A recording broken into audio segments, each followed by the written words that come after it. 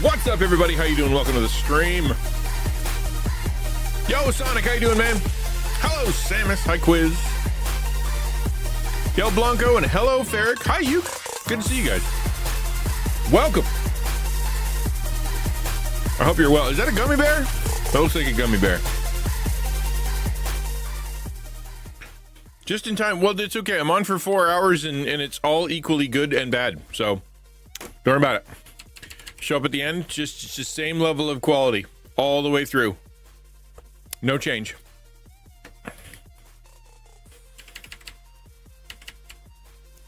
Oh, it's a slime. Oh, yeah, technically a slime. Okay, I'll take that. All right, cool. I'm going to increase the volume a little bit. There you go. That's not bad. You got, is work broken?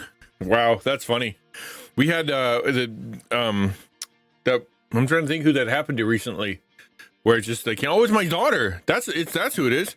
So for the last 2 weeks, and I kid you not, 2 weeks, she hasn't been able to do school because someone hacked the Ontario School Board's computer and screwed it all up. I think it's the rumor is that it's ransomware, like ransom,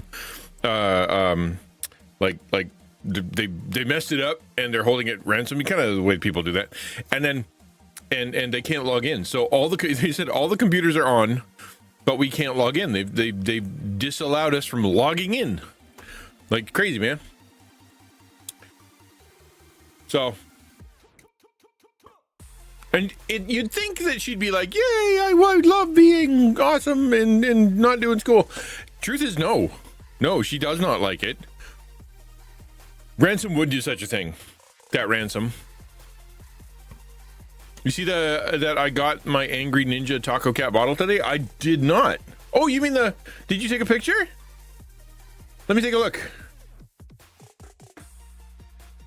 I assume it's in the Taco Discord, right? Congratulations, Musical Angel. You are the first Hello, person Musical to Angel. enter the chat and have been first 5 times. Nope. Where'd you put it? Oh, personal DM. Oh. Lovely. I love it. Looks good.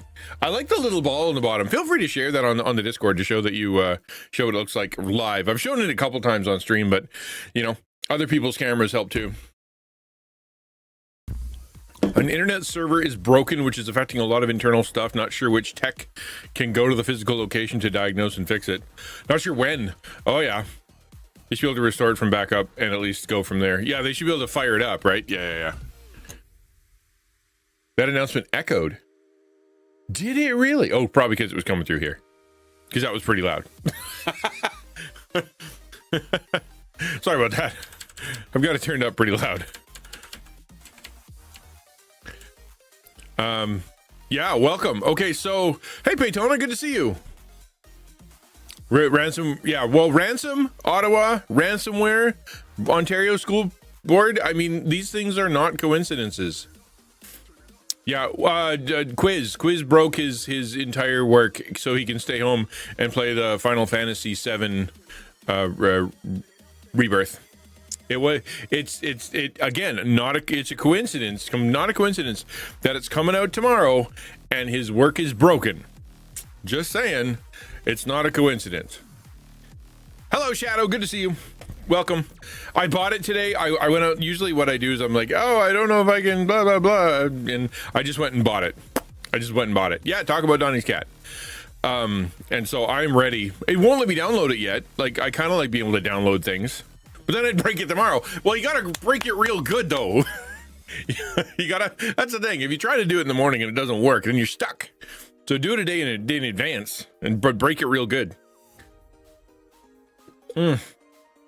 Dudes, so today I'm drinking Necromancer, like the flavor, the dark roast Necromancer from Dragon Roast, and I think it's the best one yet. I did pour over for this one. So what I did a couple days ago with the dark roast is I did pour over, but it was weak. It didn't taste right. So I used a mocha pot, put it through, and it was good. Today I ground the snot out of it.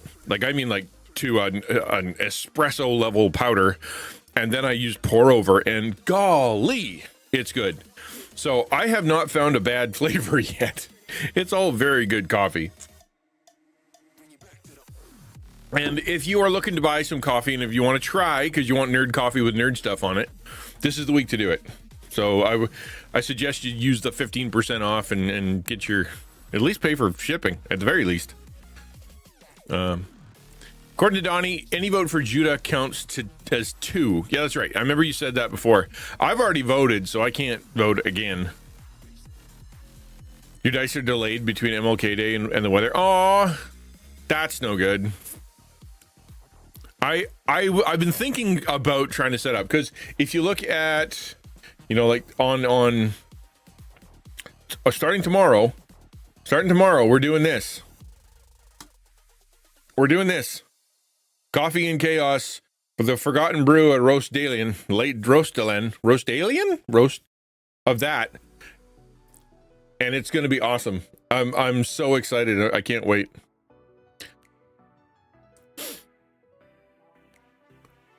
$12 to 6? No, it's gonna be 3 to 6. Other people in this world seem to have I don't know, jobs and things they need to go to. I don't know what the deal is. They for some reason want to pay their rent and bills and stuff. It's going to be every Thursday. Roast Alien, yummy. It's gonna be every Thursday. Every third Thursday of the month. So every third Thursday comes around. Yet tomorrow is going to be different because it's the fourth Thursday. I know, but you know, we did session 0 on Thursday, so it technically counts. So we're doing it tomorrow, and then every third Thursday we're going to be doing another run. Indefinitely, no. So the agreement that I have with Dragon Rose Coffee, who is sponsoring the whole shooting match there, is that they sponsored 6. Okay. And it's really interesting because they were like, I'm like, here's an idea, whatever. You want to send free stuff to everybody. And they're like, yeah, we did that once. And no, we've decided that what we're going to do is get a guarantee out of you for how many you're going to do. And I'm like, oh, cool. Yeah, I totally agree. Because apparently they've done that in the past where they just trusted someone and it didn't work. So we got to do at least 6, right? So yeah, January to June, we're going to be doing every on the third Thursday. I told Star Pony, who is the DM, to basically work for to work like the at least what do they call that? Not an arc, they call it something else. Milestone into like the 6, right? So at the very least. So we'll release them. They'll be out as videos, and I'm working hard to make it special. We'll be doing fun stuff. I think I'm gonna try to have the actual guys from the roast from Dragon Roast Coffee on the stream at some point to come say hello. So I think it's going to be a fun time. Permanent internet is good during that. Legitimately, it's bringing potato. Oh no, that's no good. We can put like if worse comes to worse, right? We can take your picture, your image, and put it over the where your camera would go, and then just do audio. Not perfect, I will admit, but at the very, but it's better than nothing. That way, at least we get decent audio out of it, and we don't have to try to buffer. Good put together DVD Blu-ray release. Yeah, exactly. Limited fun till November 1st. Yeah, no, I get it. This is fancy coffee. Yeah, my doppelganger gifted too many subs. I did notice you were dropping them like they were going out of style. I did see that, but it's hugely helpful to us, to me in particular, because I rarely get to sub on places because I am also on limited funds. But but yeah, so it should be good. I'm practiced a little bit. I've done some I've done some Dungeons and Dragons in the past. I've got my character sheet set. We've had a session 0. We've talked about it. I've got the cards ready. You want to take a look at the cards? That actually might be fun. Here, I'll show you the cards. Where are we gonna go here? Ba ba ba ba ba ba ba.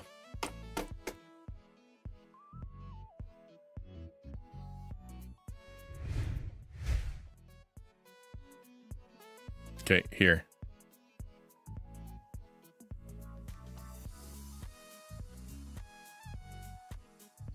Come on, stop being helpful, Windows, for crying out loud. Yeah, I'm thankful for Ferric too. Got no regrets. No regrets. So here we're gonna do I'll show you the characters. Okay, this is Revi Wraithblade. She is a creature. What? She's a half elf. Why does it say creature? Creature enjoys the Dungeons and Dragons. Okay. All right, cool. Creature. Revi escaped from the Underdark after an angel rescued her from the lethal betrayal of a fellow acolyte. She now lives as an adventurer, though she sometimes struggles with the concept of being good. No, so this isn't Samus. This is Arcone. This is Arcone. So there you go. That's so funny. This is me. This is Tinkerbean Brew. I'm an artificer. So therefore, as an artificer, I make little things. I have a little friend named Whir. Fueled by caffeine and curiosity, Tinker brews solutions as easily as he makes friends. With his trusty homunculus Whir by his side, every gadget, every potion, every cup of coffee is a step toward fixing the world and his past. So he's nice. His job is to be nice and help people. And that's kind of what I'm trying to go for. I've tried the light roast, but I don't have much to compare it against. Well, I mean, was it good? I guess compared against other things you've drank. This is Nagraketh Echo Fist Olonakano. I did it. Look at that. And that is he's a Goliath. He's a big dude. He's a big dude. Former captain of the military group known as the Chapter of Death, Echo Fist turned towards adventuring after tiring of being involved in one too many petty squabbles. He seeks what glory and honor there is to be had in the lowlands before returning to the peaks of his homeland. So that's him, and that's Quiz. So the Tinkerbean Brews me. This is Quiz. The first one was Echo. First one was not Echo. First one was Arcone, and then this one is Samus. This is Eclair Nermus. Adventurers never have petty squabbles, which is good. Yeah, I'm so glad. Yeah, I will keep them in line. There will be no petty squabbles with me. The mountain guy will be fine. This is a half elf bard. Oh, so I was mistaken. You're the half elf. I thought she was the half elf. Anyway, half elf bard. Eclair twirls through life with grand dreams and unstoppable confidence. Convinced she's destined for fame, she marches to her own offbeat tune, dazzling audiences with charm and flair that turn every performance into a spectacle. Fake it till you make it, she's already there. At least in her own mind. At least in her own mind. So that's the plan. We're going to be doing, these are the 4 characters we're going to be playing. We are going to be, I don't know the adventure. Like I know a little bit that we're together. We know each other. I know a bit of the backstory of, how we got together as a group. But after that, I really don't know what's going to happen. I know that Star Pony has taken an existing story and like something an existing campaign. Yeah. And then kind of shoved some coffee into it, which is exactly what I was hoping she would do, because I wanted it to be coffee themed. And then we're gonna play, and I'm gonna try not to screw it all up. So show up on Thursdays. So we're calling the campaign, right? We're this campaign. We're Coffee and Chaos. So come on over, enjoy it. I hope you have fun. My hope, my dear deepest hope, is that it's entertaining, it's interesting. I've told everybody in the party that we're going to try to keep it interesting, and have fun. And it's more about making sure that you guys are happy, and not really about playing D&D for us while you watch. But so I hope it works out. My biggest worry is that I slow everybody down, because everybody else knows what they're doing. Like Samus has been in a billion campaigns. Quiz has been in campaigns. I think you've even DM'd. Obviously Star Pony knows what she's doing. Arcone knows what he's doing. He's DM'ing the Shards of Atlantis campaign that we're in. So like I'm the weakest link. I picked Artificer. Hello, big silly puppy. I picked Artificer because I'm an idiot who didn't know that was a really complicated one that wasn't even in the book. So I was like, So when I started, like, I'm like, I want to be an artificer because that sounds fun, and I can do things. Yay! And then we went on to the D&D Beyond to put it all together, and I'm like, it's not here. Where's artificer? And someone's like, oh, that's like a thing that came out later that was sort of invented. I went and started to watch videos on it, like, what's the deal with artificer? Apparently it's the most hated, most controversial of all the classes, and so I'm like, I could pick another one and they're all being nice to me, right? There's like, it's fine, we'll figure it out. And so I am an artificer. At least it's nice because then I can kind of tinker.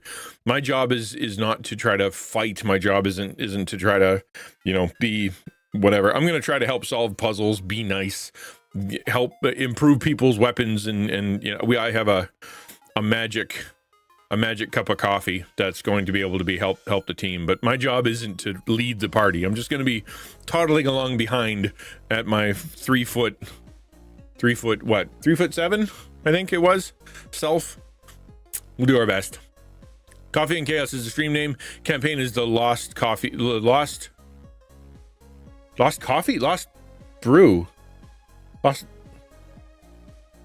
Forgotten Brew. The Forgotten Brew of Roast Dalian. I'm going to say it that way because that's how I like to say it. You'll be fine. Just act. I'm pretty good with my imagination. Being nice. No, I'm just saying it's gonna. I'm not with Zach, so it should be easy. Speaking of, now that I've said that out loud, I'm gonna start a giveaway. Zach has not gotten back to me yet. He kindly said, he contacted me yesterday. He's like, giveaway. I will pay for one. And so that's awesome because he not only did he win, but he's actually helping us out and he's willing to sponsor it. So I'm gonna start it. I wanted to know if he wanted to do something special, but my guess is the reason he hasn't got back to me about it is because he was just going to do the one we've always been doing, which is a $15 gift card. So I'm going to make sure I start that up right now. Zach is never, just ask Zach. Exactly. I just have to channel my just make sure that when we go into combat, I'll picture Zach on all the bad guys. Okay, let me start a giveaway. Okay. Sponsorship offer. That's no. $15 Dragon Roast gift card. USD. Okay. Everyone gets a ticket for free. Send confirmation when buying tickets via chat. Yes, do that. And then we're going to go tickets cost $0, but you only get one. If you're a subscriber, you get twice as much chance of winning. And right now, so far, over the last 2 days, only subscribers have won. So that's what we're doing. If you want to do it, let's do it and go. Exclamation point enter or exclamation point ticket one if you want to do it. If you're looking forward, if you wanted some free coffee from like some of the best coffee I've ever had in my entire freaking life has been this is your chance. I could do 2 tomorrow. I mean, I could, but like, I don't know. I'm gonna high five them in the face. That's the plan. Just high five them in the face. I'm gonna do some giveaway tomorrow. I'm thinking that because it's special, I'm gonna give away something different. Like, I don't know, maybe like a pack or something. The problem is, like, the idea is you go into these partnerships so you can make some money and selling coffee, I get a little kickback and whatever. That's how it works, right? I get the money that for referrals, but if I spend all the referral money and all the money I'm ever going to make there on the gifts, like, what was the point? But I think it's fun. It'll be fun. We'll call it an investment.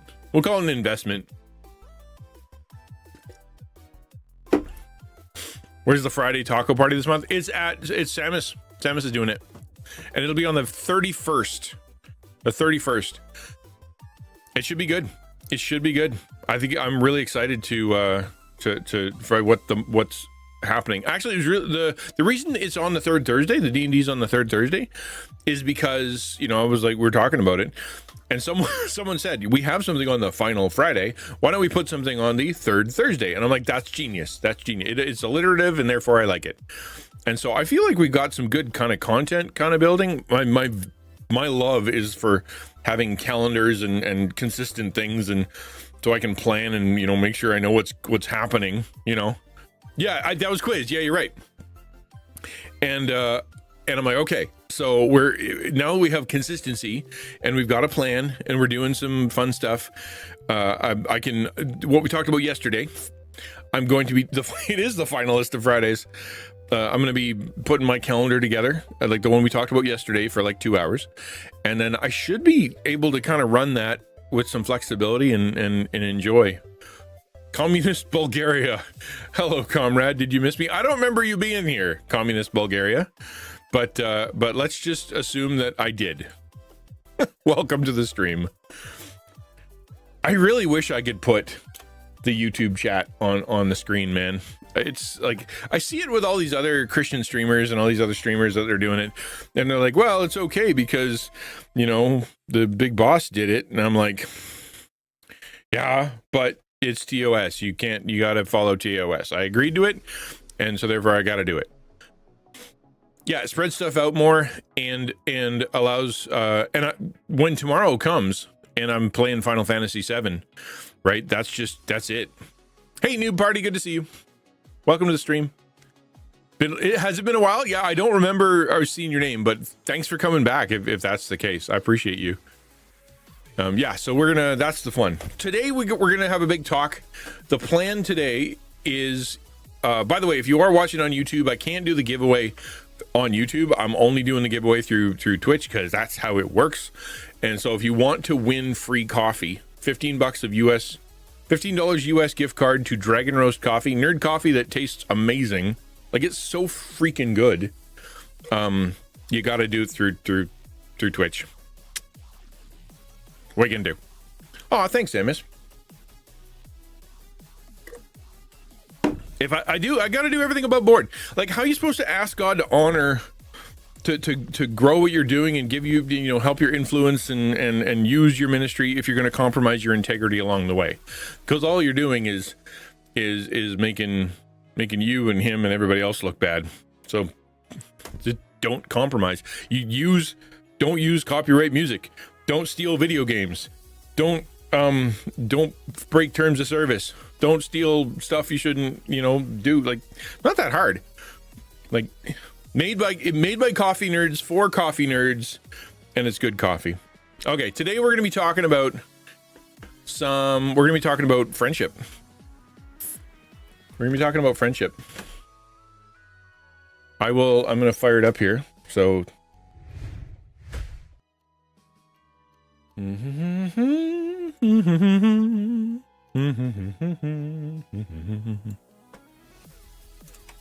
ba. Okay. That is too much. That is too big. We don't want that. That is too big. Ba.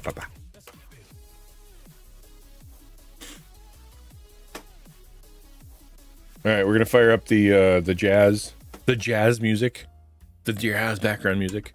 Friendship is magic. I agree. I've seen every episode of My Little Pony, many of them more than once, except for season 9, which for some reason isn't allowed to be in Canada. Explain that one to me. Why can't season 9 of My Little Pony come to Canada? What happened? What happened in the world? So what's your favorite character that got nerfed and neglected? Favorite character in what? Favorite character in what? Yo, TikToker, what up? Would you join? You joined a generally Twitch stream that is here to build community and have some fun. And I do a talk 3 days a week. First on Monday, it was kind of talking about Bible stuff, and then Tuesday we were talking about how to set goals and how to build a calendar. And today we're talking about encouraging people who are trying to make friends. My Little Pony, I'm the father of 2 daughters and also a brony. So it's, I've seen them all and I like them. And Friendship is Magic is the name of the actual, you know, My Little Pony thing. Ferrick said, not open a can of worms, but we are to follow man's law, and that does not contradict God's law. So you should not be driving over the speed limit. I mean, you're not wrong. I personally, I think it's unsafe. I think when I drive safely, and sometimes that means not being an impediment in the road. And because it's kind of widely known everywhere about how driving works, But that's my argument. Don't let me bend yours. Yo, Disco Bear, what up? I need this talk. Why can't Mother be released? Not just a bit. Mother 3? Never heard of it. Mother 3. Oh yeah. My Little Pony. Yeah. So here's what we're gonna do.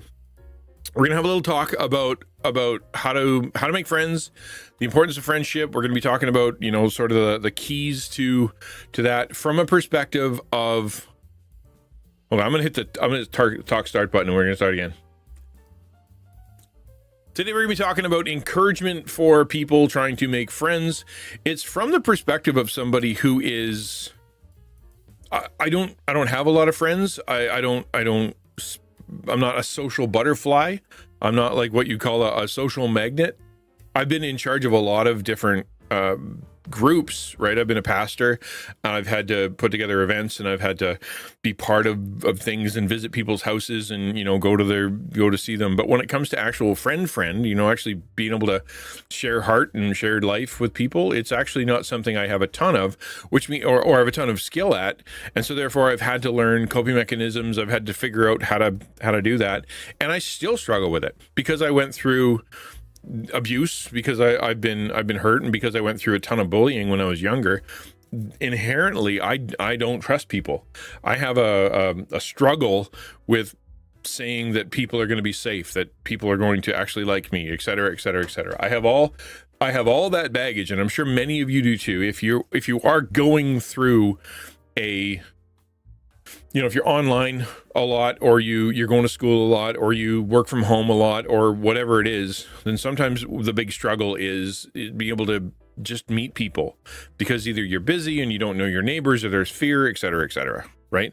And so I wanted to talk about this from a biblical, a psychological, a practical perspective. Thank you for the follow, selling partners. I appreciate it. I'm sure they have watches on my phone's data. Not joking. Oh, that sucks. Your internet being bad. I'm sorry to hear that. Okay, so these are the sections we're going to do: biblical perspective on connection and community, psychology and expert insights on overcoming social anxiety, practical steps for meeting people offline, the validity of digital relationships as a first step, and encouragement for people struggling with loneliness. That's where we're going. It is a talk, but it's not a podcast. So if you want to interrupt with questions, if you want to interrupt with whatever, it's totally fine. I'm 1,000% fine with being interrupted. We'll put it on YouTube, but it's okay. It's all my YouTubes are VODs, so they get interrupted. Totally fine. Let's go. Number one, the biblical perspective on connection and community. It's important to realize that as much as your brain lies to you that you can go by yourself, nobody likes you, nobody will ever like you, you are strong enough, you don't need people, you can't trust people, all those negative thoughts in your brain that tell you that you're better off alone, or nobody will ever like you, or you shouldn't put in the effort, or I put in the effort and it didn't work, that you are actually crafted. You are crafted. I already pressed it. I did. You are built, you are made, your brain, your psyche, your emotions, your well-being is connected to relationship. At the very beginning of when God created humans, he brought Adam into the world, he created the perfect environment, he created the perfect planet. There was no sin, there was no nothing. Adam was standing next to God. Right? There's no separation between him and God. And God went, it's not good that you're alone. I will make a helper fit for you, right? A companion, an equal part that's different, a complementary person. And then he created women. So in other words, we are designed to need each other, men and women and people and humans and whatnot. It's not good that we're alone. Being alone is bad. It is bad for mental health. It is bad for our physical health. It's true. Like we have a loneliness epidemic going on in Canada, North America, and in many places in the world. And one of the things they're starting to see is that it's not just like difficult emotionally. It is actually affecting people's long-term health. People who are lonely and spend too much time at home die earlier because they don't have folks like looking over their shoulder and asking them if they ate a vegetable, and if they do feel bad, telling them you should probably go to the hospital. They don't. Their stress is higher. They have higher levels of depression, higher levels of anxiety. Like being alone, it actually is bad for you because you're designed for it. God designed us for relationship, not marriage. I'm not talking about marriage, but companionship, community. God has created a lot of people who are single, and being single is perfectly fine. I think one struggle that a lot of people have when they go to church is that the church always kind of processes things through the lens of you should have a family and you should have babies, and are you going to have a girlfriend, boyfriend, when are you going to get married? But the truth is that God creates people to be single too. But those single people, just because they're single doesn't mean they need to be alone, right? We have lots of ways that we can connect to each other without having to talk about marriage and boyfriends and girlfriends and dating. It's key. Ecclesiastes 4:9-10 says, 2 are better than one because they have a good reward for their toil. For if they fall, one will lift up his fellow. But woe to him who is alone when he falls and has not another to lift him up. Life is meant to be shared, and God calls us to support and uplift one another. Your job, like whatever you're doing, it's better in every way to do with someone else. I'll give you an example recently of a way that I screwed this up. So we're doing a Dungeons & Dragons campaign on something went goofy on my computer. Stop being goofy, computer. Okay. We good? So we're doing a Dungeons & Dragons campaign tomorrow, sponsored by the coffee place. We're doing a big group. I've been working really hard to make it good. No, just all goofy, no Mickey. And one of the things I wanted to do was create cards. I had this idea in my mind that I wanted to create like sort of Magic the Gathering or character cards or whatever for these people, so that you kind of get exciting and you can kind of know what's going on and who they are, et cetera, et cetera. And thought it was neat. It would look cool on the overlays, and that's kind of cool. The problem is that it never occurred to me that I should ask for help. It sounds silly. Maybe it sounds silly to you, but to me, this is something I never think of, is ask for help, is to actually say, hey, I don't have time for this. Can someone else do it? My assumption is always nobody wants to do it. Nobody's going to do it for me. They're all busy. I don't have, if I ask, I've been asking for too much stuff. I've already said that some of them are taking time off work so that they can come and be part of this thing. Like they're costing them vacation and hours and whatever to be at what I've asked them to do. And so my brain is like, you can't ask for more. You can't ask for more. And so I sat down to try to do this thing, and Samus was there. Actually, we were hanging out a little bit, and I'm like, I'm trying to make it, and I'm like, this isn't going well, and I don't like it, and it doesn't look right. And so I just kind of dropped it. And then online, I threw this thing up there. I can't remember what I said, but maybe I just said it would be cool. I'm going to try to make these cards. And then Arcone threw up a card, and he's like, something like this? And I'm like, good golly, that's exactly what I wanted to make. Are you willing to? Are you? And he's like, yes. And then he was done in like a day. Like it was all done, and I didn't have to do it. And it looks great. It's exactly what I wanted it to look like. But in my mind, just because of the way I am, and because of my history with people, my history with like organizations and all the rest of that stuff, my assumption is that people are going to say no, or that I shouldn't ask. But the truth is, this is better. The product will be better. People have more fun. They'll feel more invested. We'll be able to be connected together better as friends if we're all kind of pulling it. If we're all pulling along at what we're doing, then everybody gets to be part of it, and we're united in a special way. Me saying I'll do it all myself actually works against the best for me, for the project, and for everybody involved. We're meant to be together. 2 is better than 1, and 4 is better than 1. Jesus modeled intentional connection. Luke 5:27-32, Jesus intentionally reached out to outsiders, tax collectors, sinners, sick, and went to where they were, right? You see him all the way through. He goes to them.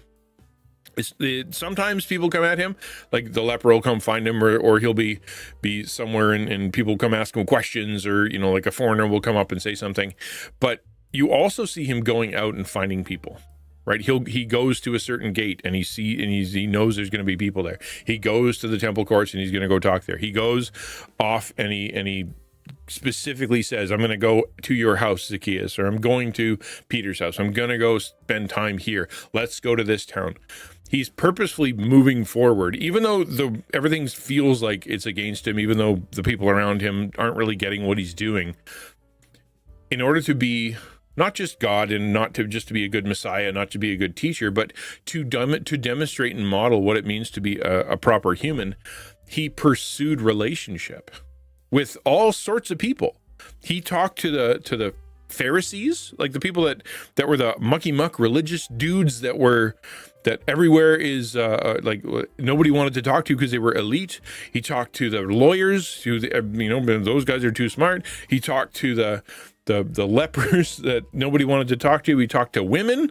He was a man and he's talking to women. He's a rabbi. He's talking to women. They didn't do that then, but he goes and he's in Samaria. He's talking to a woman who's at, the woman at the well, and he started the conversation. Like, it is Jesus, when he lived, he said and demonstrated that if you're going to be a proper human, if you're going to live well, you need others. And sometimes that requires us to pursue them intentionally. I struggle with this. I like being busy.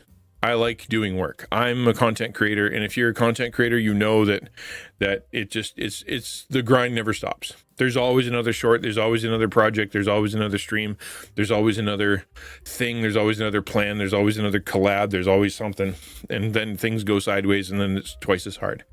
There's always something. I have kids, I got people I got to take care of. I got a wife. I got people I got to take care of. We got stuff going on in the house that is urgent and I got to take care of. Like I've got enough. And so the idea of intentionally going out and connecting with people and trying to find or make or continue friendships, it's not instinctually it doesn't come easy for me. I have to sit down and do it. I have to decide and go, hey, for me, like my friend, hey friend, we should go for coffee, right? My brain is like, but what do you need to do? Work. You need to do stuff, and there's things you got to do, and you were hanging out with your kid, and you've already done enough rest. But the truth is that if I'm going to be a well-rounded, psychologically healthy person, it requires me to reach out intentionally and go, hey, let's go for coffee. Let's have a chat. Let's do a thing, right?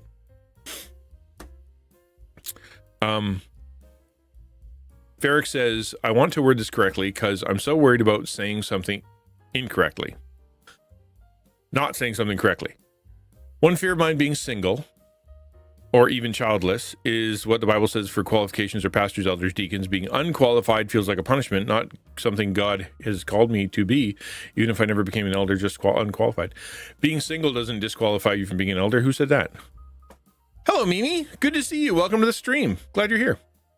We're having a little talk about encouraging people and helping them to learn how to make friends. That's what we're talking about today. Thanks for coming by. I appreciate you being here on TikTok. You're not disqualified if you're single. I don't know where that came from. All right, next one, John 4. Jesus' conversation with the Samaritan woman shows compassionate, intentional conversations, even across social boundaries. I think that's the part that I wanted to emphasize, is that idea of across social boundaries. Is it sometimes in your brain, and maybe you don't struggle with racism, maybe you don't struggle with sexism, maybe you don't struggle with classism, like whatever. Some people do, and they cheat themselves out of really good friends if they don't expand the idea of crossing social boundaries or opening their mind to other ideas, right? Like one of my best friends is a female. When I was a pastor, right, that was kind of like a no-no. Like, it was basically like you were taught you shouldn't be friends with any female. You shouldn't ever have, conversations with them that aren't official pastor ones. You should basically like be paranoid about women. And one of my best friends now is female because I crossed that social boundary, so to speak, right? Maybe you don't want to associate, or you don't think to associate with people who are trades or people who are professional or computer folk, or looking for people who are on the other side of town or whatever. Let me consider the fact that you might be missing out on some really good friends because you either assume they won't be friends with you because they're too rich, because they're too smart, because they're too successful, because they're too whatever, or you don't want to be friends with them because they are too messed up, or they're, I'm not allowed to be friends with them or whatever.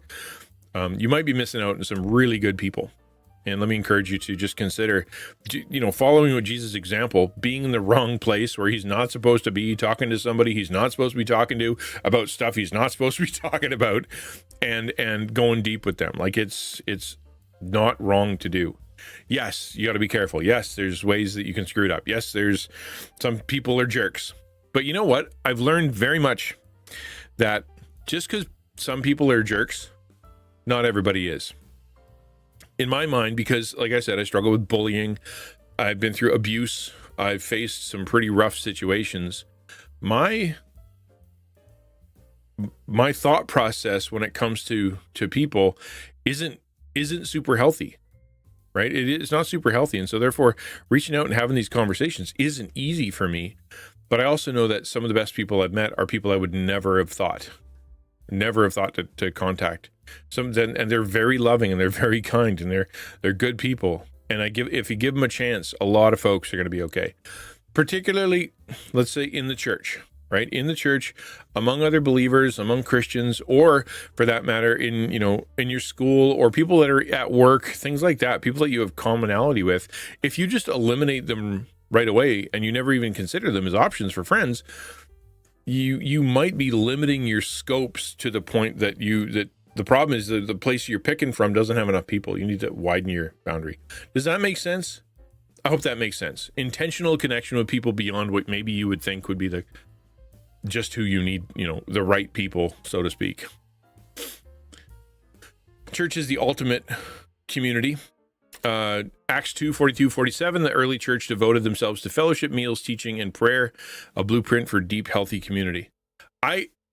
On this platform that we're talking about right here, there is like literally Twitch. A lot of people on Twitch, Christian content creators, Christians who spend time at home, Christians who like video games, Christians who are nerds. You guys struggle with relationships with churches. In fact, a lot of people, if you look at TikTok, you look at, people that are on YouTube, your average North American, when they think church, they don't think what a lovely group of people. Well, I definitely think I should try to risk being friends with them. I should go share my heart with them. I should go, be with them a bunch, because in a lot of minds of people that are within the sound of my voice, it is those people hurt me. Those people are hypocrites. Those people are they hurt my mom. They hurt my dad. They hurt others. They have bad reputation. The church is too scary. It's a big place. It's a closed place. It's a place full of cliques. I don't understand it. It's not my tradition. And there's a barrier, multiple barriers, like wall upon wall upon wall of even considering the idea of going to a church. But I was a pastor for a really long time. And the worst people I've ever met in my life called themselves Christians. That hurt me more than almost anyone else called themselves Christians. The best people in my life, the best people I know, the most loving, kind, generous, forgiving, hope-inspiring people are also Christians, and they're in the church. And so therefore, let me offer the consideration that a good church, and I'm not saying all churches are good, some of them are not, a good church with a good small group, or a good amount of people who are have your same vibe or understand or are just kind of there because you share faith with one another. you can find a place where you can have good fellowship and find good friends and learn good stuff and have meaningful conversations and serve people and get spiritual, emotional support, right? You could find people to have meals with. Like, it's legitimate. Thanks for the lurk. Consider the church as a place to go. We're going to talk about later that digital is valid, okay? One of the things that you might hear from other Christians or other pastors or other preachers or other whatever is that the ultimate expression is going to be of relationship is live church, being at church. And well, I agree kind of fundamentally that is the best way. If it's perfect and everything's working well and you got the right people in the right place and you're doing good and you feel secure and it's a good preacher and it's good like music and there's actual stuff to go to and people feel safe, all that stuff, right? Yeah, that's the best. But it's also super intimidating sometimes. And therefore, a digital church, an online group is still a great place to connect with folks. Yeah, you're not going to be able to eat together, but you can, for example, have dinner at the same time as people who are in your church. You're not going to be able to go sit in their living room, but you're going to be able to have a separate like chat channel so that you guys can connect with each other in a different way. It's online churches are still very, very helpful psychologically to find relationships. Hebrews 10. And let us consider how to stir one another up toward love and good works, not neglecting to meet together as is the habit of some, but encouraging one another, even more as the day approaches. It's not just go to church on Sunday, right? Gathering anyway is helpful. One-on-one, you and a friend, you and a mentor, you and the pastor, you and someone that you're mentoring. Exactly. All those, there are a lot of different relationships, a lot of different ways that aren't just go to church on Sunday and go to small group, right? There's lots of different relationships within the church. And the more that you pull back, the more that you say, I don't want to be part of that, and I don't like that, and I don't know those people, and I don't want to be part of a small group. I don't want to go on Sunday. I don't want to be part of a Sunday school. I don't want to meet new people. I'm not going to go to men's group, and I'm not going to go to the women's group. I'm not going to go to the youth group or the seniors or the whatever. All the other groups, like they got groups for days, and you just kind of eliminate yourself from them, and then go to church and wonder why you're not connecting there, or wonder why Christians don't seem very friendly. The truth is that you're neglecting to meet together. You're doing this. You're literally neglecting the opportunity. I would say digitally in the same way, right? There's a lot of things happening, like a lot of discords. Like the Taco Discord is a great one. A lot of places you can go through that are good people that love you and love God. That offer events, whether it be their stream or whether it be a gaming night or whether it be a worship thing or whether it be just kind of hanging out and playing board games together or whatever. There are places out there that you can go and you can connect, but it requires you to be intentional. This is the words you're probably going to hear a million times, to be intentional about showing up. And if you're neglecting to meet together, you're not going to get encouraged. You are going to live discouraged if you choose to meet together, right? You're going to live flat and not stirred up. You're not going to feel love. The opportunity for good works and feeling like, man, I am contributing to the world doesn't happen until you connect with other people. I hope that makes sense. I've thought about this a lot lately. I could live with another guy. Had nothing to do with sexuality. Yeah. Just having a friend or brother under the same roof. Yeah. I mean, yeah, I wouldn't assume that just because you moved in with a guy, you're immediately going to jump in bed together. But yeah, there's nothing wrong. And this is one, and actually you bring up a very good point, Farrick. Hello, Girk. Is how screwed up society is when it comes to relationships, right? I'll speak specifically from a North American context.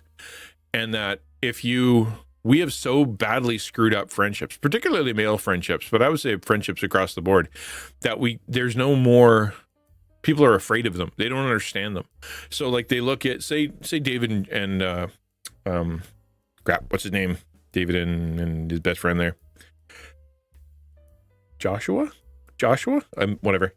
David and his best friend there. When they read that, they don't see two guys. Jonathan, that's it. Jonathan, thank you. They don't see two friends. They see, they must be in love. They must be gay, because he weeps when, and they come together and they work, and they're very emotionally passionate with each other. There's no process in the North American mind right now to be able to find a way that isn't sexual. Right? It must be.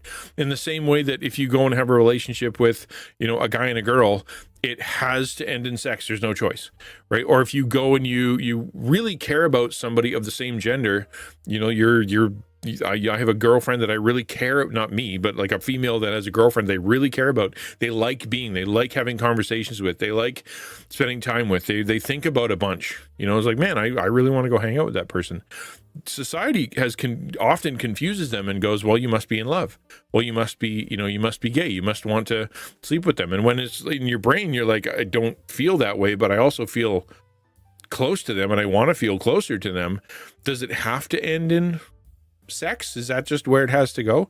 And we have completely screwed that up to the point where guys, I'll speak from a male perspective, guys avoid friendships, avoid any kind of intimacy with another guy, avoid any kind of vulnerability with another guy, avoid any kind of time with another guy, avoid touching any other guy, because they're terrified of the idea that it's going to be either mistaken for homosexuality, or it's going to be, or they're going to end up being, having feelings they're not supposed to have. And it sucks. It sucks as a guy that you can be so longing to want to be with someone, so longing to want to have friends, and then to meet a guy that you're like, man, I really like that guy. I like being around him. He's fun. He's cool. He understands me. We speak the same language. We've been through the same stuff. I can't wait till I get to hang out with that guy again. And to be like, I have to hold off. Kind of like what Farrick said, right? I would love to live with somebody in the same house with somebody I think is awesome and that we can talk and we can share life together. That'd be cool. But, no homo, right? Like those shouldn't be connected in our mind. They really shouldn't. It is weird that we cannot have a friendship that doesn't lead to somehow, like a good friendship that doesn't lead to sex. It doesn't make sense. That's not how it works. Sam says, I very much miss living with my former roommates, but they are guys, and we've grown apart religiously and politically, so it doesn't make sense anymore. But I miss having a friend at home, someone to just be with there and hug when we're having a bad day. I don't tend to get along easily with females. Yeah. And we have really hurt people by making it so that it's super awkward and super weird and super wrong and super everything that you're not allowed to have friends. It sucks. But you will feel more encouraged. You will feel more stirred up. You will be able to feel more loved. You will feel as though you're more effective in doing good works if you meet together, if you're meeting with people, if you're making friends. And I believe that the church is a great place to do that. Feel free to interrupt with any questions or comments along the way. Biblical wisdom for overcoming social anxiety. I struggle with this. I'm a socially awkward dude. I have social anxiety. I'll give you an example of a story. So every year there's a class that we were putting our kids into where they would go and they would do dramas and they would, learn science and they would do all kinds of fun stuff together that they weren't able to do in their normal homeschool. They'd go out and hang out and do fun, cool, do art, do whatever. And every year they had a great big play. That was kind of a big to-do. And so in the night of the play, you bring your family and they all dress up and everybody's really, really fancy. It's really, really fun. And you show up and you sit there and you watch the play. Afterwards, there is a get-together, like little snacks and whatever, and you talk to the cast and tell them that they're great. Well, last time I was at one of those, and it was some time ago. Last time I was at one of those, I was so nervous to the point of scared. Like actually, like I felt like I was in trouble. I felt like I was going to be, like I just felt like something was going to go sideways. I was on edge like you wouldn't believe. And the reason was because I wasn't in charge of it. I had nothing to do. I had no way that I can contribute. I was just attending. Every other event that I've ever been able to enjoy, I've been the pastor for, or been able to help with, or cooking or something. And so therefore I have kind of a handle on the situation, some place to escape to, some conversation starter. I didn't have any of that there. And I'm surrounded by high school kids. And even now, as a 47-year-old guy, I've still got trauma from high school about about people that age, because they were just so mean. And so my assumption is, my kind of this Pavlovian effect in my brain is that people that age are going to hurt me. And so therefore I was at this party, and everybody there's nice. They're all nice people. Just a bunch of really nice people. And I was hiding behind chairs. It maybe sounds silly, sounds stupid to you or whatever, but there was a stack of chairs in the back where they moved everything because they're not doing class anymore. And I was basically standing by the chairs, like leaning up against the chairs, trying to stay out of sight. And I felt bad for my kids, and I felt bad for being there. I've been like, what? Must look so weird, just being Mr. Kind of peek over the edge of a chair and hope I'm not going to be in trouble as an adult. But it's deep in me. Fear of people, fear of social environment, fear of high schoolers, fear of people I don't know, fear of all kinds of stuff. So I get the idea of social anxiety and how real it is. Okay. I don't want you to walk away thinking that I'm this social butterfly who has no problem connecting with people. I do. But here's some things that we can kind of talk about when it comes to overcoming social anxiety. Number one, here, 1 John 4:18, there is no fear in love, but perfect love casts out fear. Fear often blocks connection. Love helps us push past it. And what that kind of means is once you get a sense, once you've done this once and you actually feel a sense of love, right? Once you actually get connected to somebody, it's so much easier to keep moving.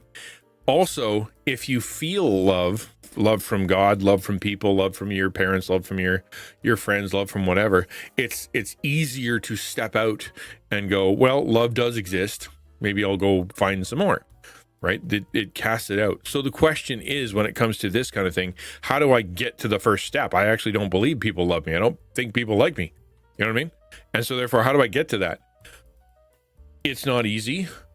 But recognize that fear that you have. Hey there, freaking, give me 1 sec. That fear is keeping you from being able to experience love, and that your love for others and your love for God and God's love for you is the foundational place that you can start, which is why you can, if you're a Christian, starting with Christians and starting with people that you know and starting in online, starting with things that you mutually love, like the same game or the same activity or the same group or the same project or whatever, that your love of that thing or love of that game or love of that group or love of that project or love of God, mutual connection to God, is going to help push away that fear of social anxiety, fear of meeting people. Currently going through a lot. If I get banned, so be it. Oh no. But I'm really going through a lot. I want to try, but I feel like stopping. I'm so broke I can't even buy something for myself. Hey there, freaking. Thank you for coming in. I'll just pause the talk for just a second and just ask what's going on. What's going on? What are you going through? I guess that's the first thing. I'm not going to kick you out for going through stuff. I know that's how it can feel sometimes. Like you look at, we're talking today about making friends, and sometimes when you're going through stuff, I've said this many times, one of the lies that you can believe is that your pain is infectious to others, and so you're protecting people by staying alone, right? You're protecting people by staying alone. And all that does is drive you into the dark further, right? So the assumption, and I can see pain in there, right? Like I'm going through a lot. Every time I share this with someone, they get mad at me. Everyone I share this with someone, they give me dumb advice. Every time I share this online, I get, told that this isn't the place for that. And then I get banned, right? And that sucks. And then eventually what you do is you just stop sharing. So I know it takes courage to step out and say something like that, even though you are behind it like a username and I can't find you and whatever. It still takes courage to do that. So I'm happy to chat, man. Let's just say my partner, my parents, I'm really going through a lot, and I feel like crying and drinking. I'm really tired. Hopefully I'll get through it someday. It's hard, and you can't do it alone, right? It's not possible to do alone. I think we just got an ad. I'm gonna wait. Freaking, are you still there? I don't want to jump into anything before I make sure, because that little light show was meant to tell me that there's an ad playing right now, but I'm not totally sure if it is. You are? Okay, good. All right. My partner, my parents, I'm really going through. So, you said my partner, my parents, right? So does that mean your partner and your parents are with you and you have connection to them, or the problem that you're going through is with your partner and with your parents, and you're going through a lot, and you're compensating for that, but through having emotional breakdowns and drinking and feeling tired because you're feeling miserable? Is that what you're saying? Is that your partner and your parents are part of the problem, or that you have them? I just want to make sure I understand.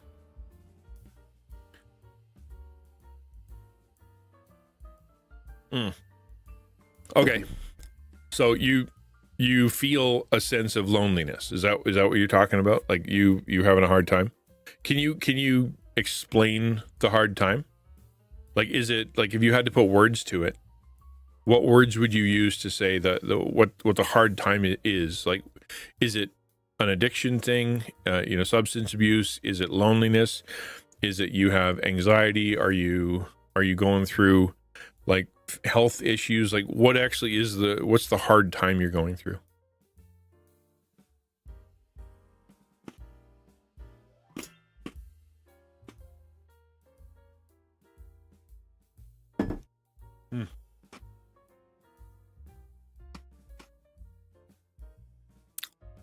I thought taking a drink of water would help my stale cookie not be so stale.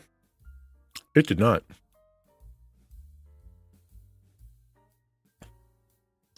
The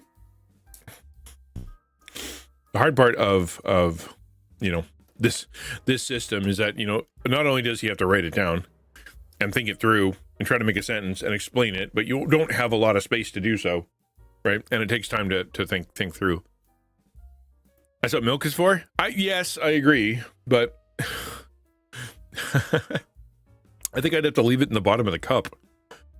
Basically, I messed up, and I want to explain, but I feel like I can't right now. I chose a wrong time to explain, and all feels like I'm just crying and eventually getting better, even though I'm really a mess right now. I don't even know what I'm saying right now. That sucks, man. So you feel like you got yourself in that situation, right? You messed up, and that hurt you, and it hurt relationships with people you care about, because and when you tried to explain it, it didn't get better, it got worse, and now you're just kind of sitting at home feeling miserable. Am I correct? And you have access to alcohol, which isn't making you better, but it's there, and that's one way you're dealing with it. Am I correct in that?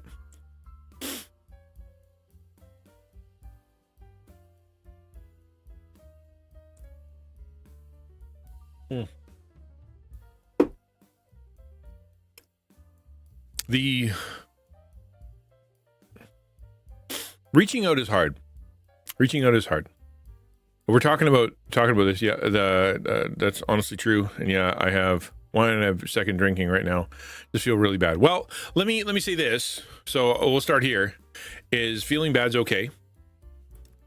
Feeling bad is okay. Everybody feels bad sometimes, and that's just human.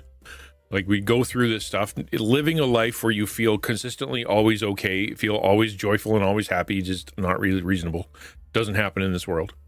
And the second thing is that remember that alcohol is a depressant, right? Like, actually, drinking it makes you feel worse. It doesn't help, because the gates in your brain that kind of keep the really bad thoughts from happening, it disinhibits you so that suddenly those really bad ideas become okay ideas, and that it doesn't help. Plus, it actually affects your biochemistry to make you feel worse.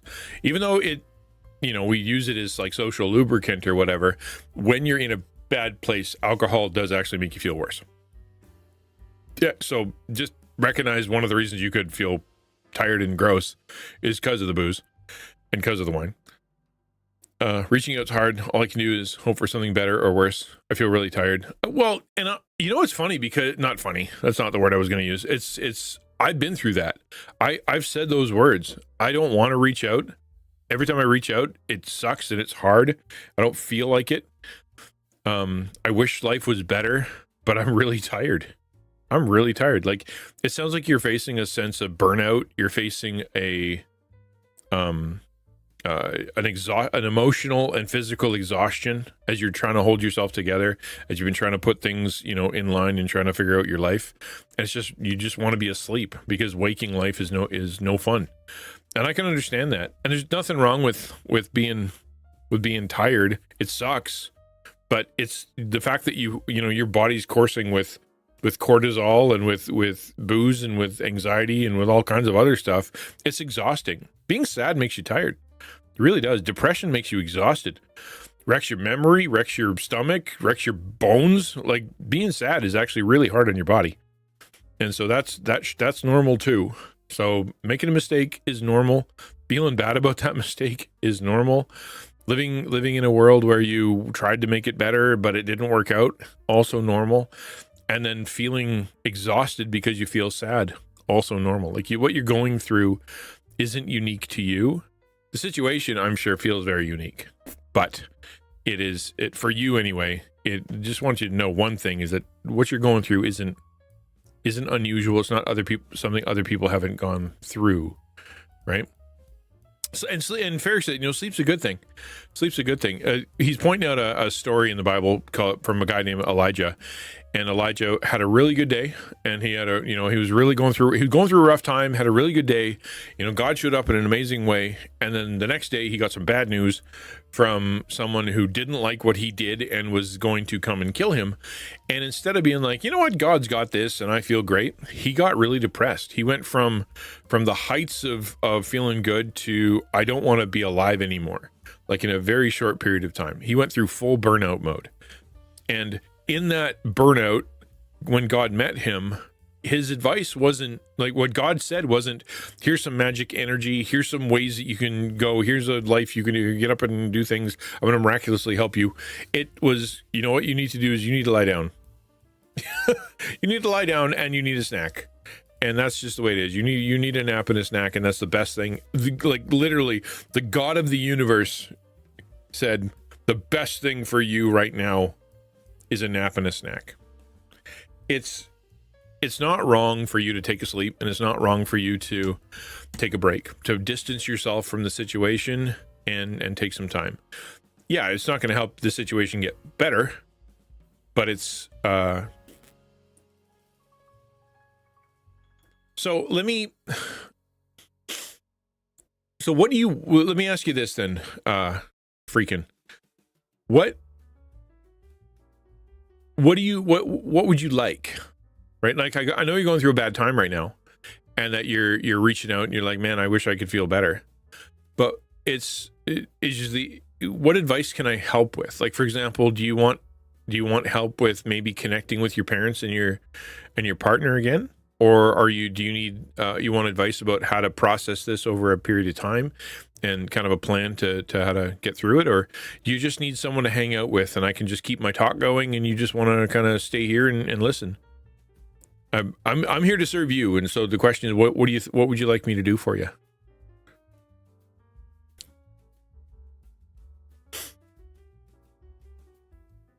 Well, bud, I want you to know that we appreciate you here. Our community, the community that we have built in XtianNinja land, which is where you are now, XtianNinja, but I'm also the executive director of TACO, the Alliance for Creative Outreach, which has a team of content creators and supports Christian content creators all over the world to be able to build community and love each other. We have a Discord full of people who are going through similar stuff, right? That are lonely, they got money issues, and they got relationship issues, and they got all kinds of mental health issues. Like, we're all in this together. You are not in a place where we're all fine and you're the only one who's not, right? There you go. How's that? How's that for feeling special? Thanks, Jeff. You know, someone just dropped $5 on you because they care about you, right? Like, you're in a place where you can get cared for. Yeah, you're not alone, and you are loved. And reaching out is a huge part of that. It's a huge part of that. The fact that you'd be willing to do that is pretty amazing. And so let me encourage you. I'll tell you what. I didn't ask this. I should. Are you a Christian? Are you a Christian? That's my question, because it'll help me frame my next thing to say. I'm gonna sit down. I'm now old, and now I need to sit down. When I start wobbling back and forth and be like, ow, ow, ow, I know it's time to sit down. Chair time, woo! I did not intend for that to be used that way, but that is the best way for that emote to be used. That's so perfect. Yeah. Okay, so you are a Christian. So let me encourage you to keep doing what you're doing. Okay, so join the Taco Discord. Gave you the link. I think Ukulele shot you the link up above. Yep. So click that. No, you didn't get the link. Exclamation point Discord. There you go. Ah, you got it before me. Join the Discord, and there's a few different channels in there. There's a prayer channel. And if you go through, you go read it, you're going to see people really kind of sharing their heart, tough stuff they're going through. And then we have a prayer team, like an actual group of people that pray. We have someone in charge of making sure that, everybody knows what's going on. And you will get prayed for. We also have a lot of different communities in there so that you'll have people to hang out with, right? Like, we we me, and we've got the Quiz King, and we've got Samus, and we've got Donnie, and we've got Ukulele, and we all stream at different times, right? Like Ukulele starts at 6:45 in the morning, her time, and I go from like noon to 4, and Quiz is often sometime after that, and Samus is in the evening, and Donnie is in the morning. I don't know when Donnie streams now. He got a job where he works all night, so I don't know. He streams all over the place. But if you're part of that, there are people that you can hang out with, right? That will know you, because many are in stream right now, and they can sit there and they can talk to you like, hey, I remember you from stream. You'll have continuous relationship. One of my visions for Taco has always been to be able to have that kind of thing where you can come here but get consistent care. And we kind of have that. Thanks for the follow. I appreciate it. So join up, share your heart, get prayed for. Keep going with some of the folks that are in here. Who's going to be streaming today? I don't know how many folks. Hey there, Psycho. What's going on? I don't know how many folks here are going to be streaming, but he plans to stream today. Okay, there you go. Right, so you can be on Donnie's stream, and regardless, there's people to go to, and then just kind of show up. Like, I don't be alone. Spend time, get some encouragement, right?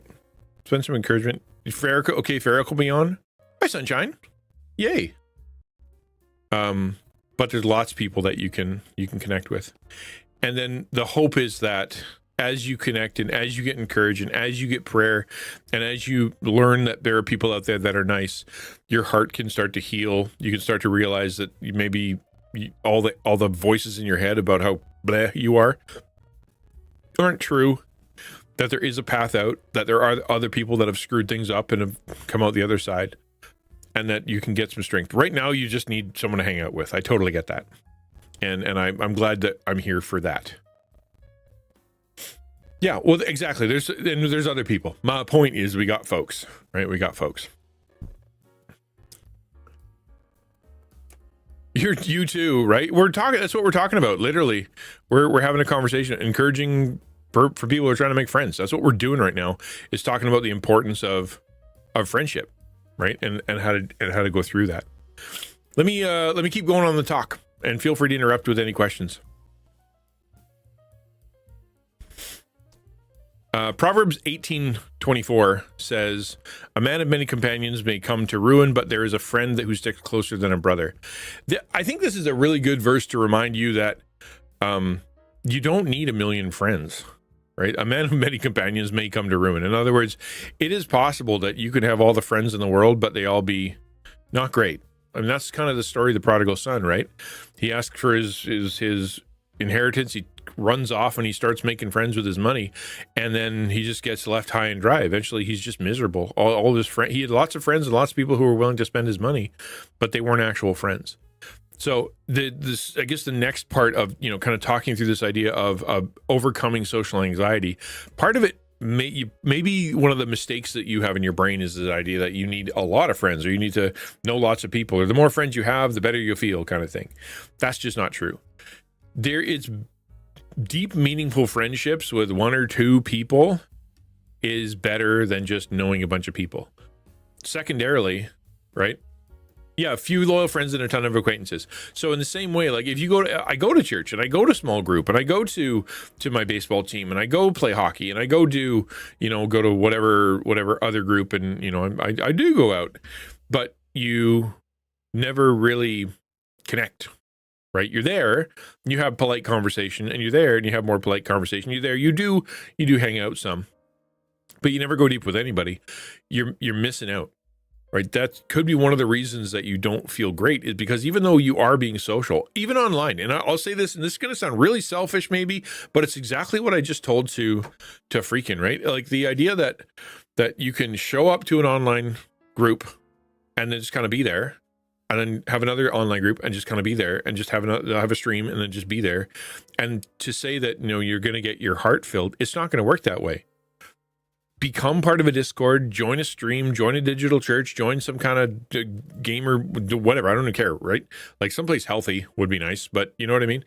And actually do stuff with them, right? Instead of joining 55 Discords that you don't actually do anything with, join one or two, and really go deep with one of them, right? Go join Lux, go join Love Thy Nerd, go join Taco, go join Jade, there's a bunch of different really good communities online that you can join, and just make the choice and say, instead of having many companions and other, many people that I kind of know, Discords and friends and all kinds of stuff, I'm going to find a couple people I can really, really connect with. And just, God, I've been floating 6 inches above everything for a while now, calling it friendship, calling it companionship, calling it social, whatever.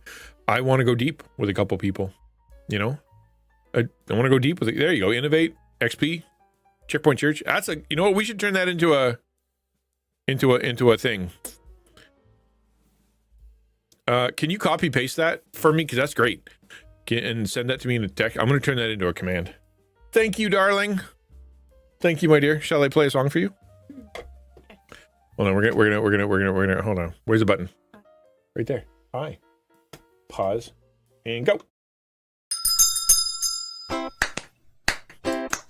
It's Snack Girl, she's here to keep the hunger away. It's Snack Girl, I wonder what she'll bring today. What a great song. What did you bring? I brought a sandwich. A bologna sandwich. Amazing. Look at that, baby. Look at that, baby. Thank you so much. You're the best. Sometimes you just need a bologna sandwich. You know what I'm saying? And that was ukulele, by the way. Hey, Pastor D. Christian Kunoichi? Kunoichi? I should know who that is. I'm going to Google that just to make sure that I my brain remembers who that is.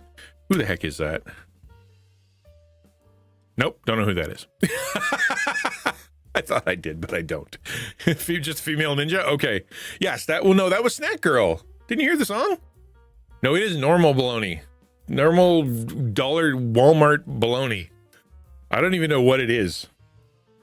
It's mystery meat. It's full of andors, chicken and/or beef and/or pork. Just it's a pile of andors, chicken lips and antlers. Anyway, so to keep going here, take a look and basically choose. As what I'm saying is choose to say I'm going to go deep. Pray, ask God to point you in the right direction, and go deep with the community. Share your heart with them. Take the risk to join some of the stuff.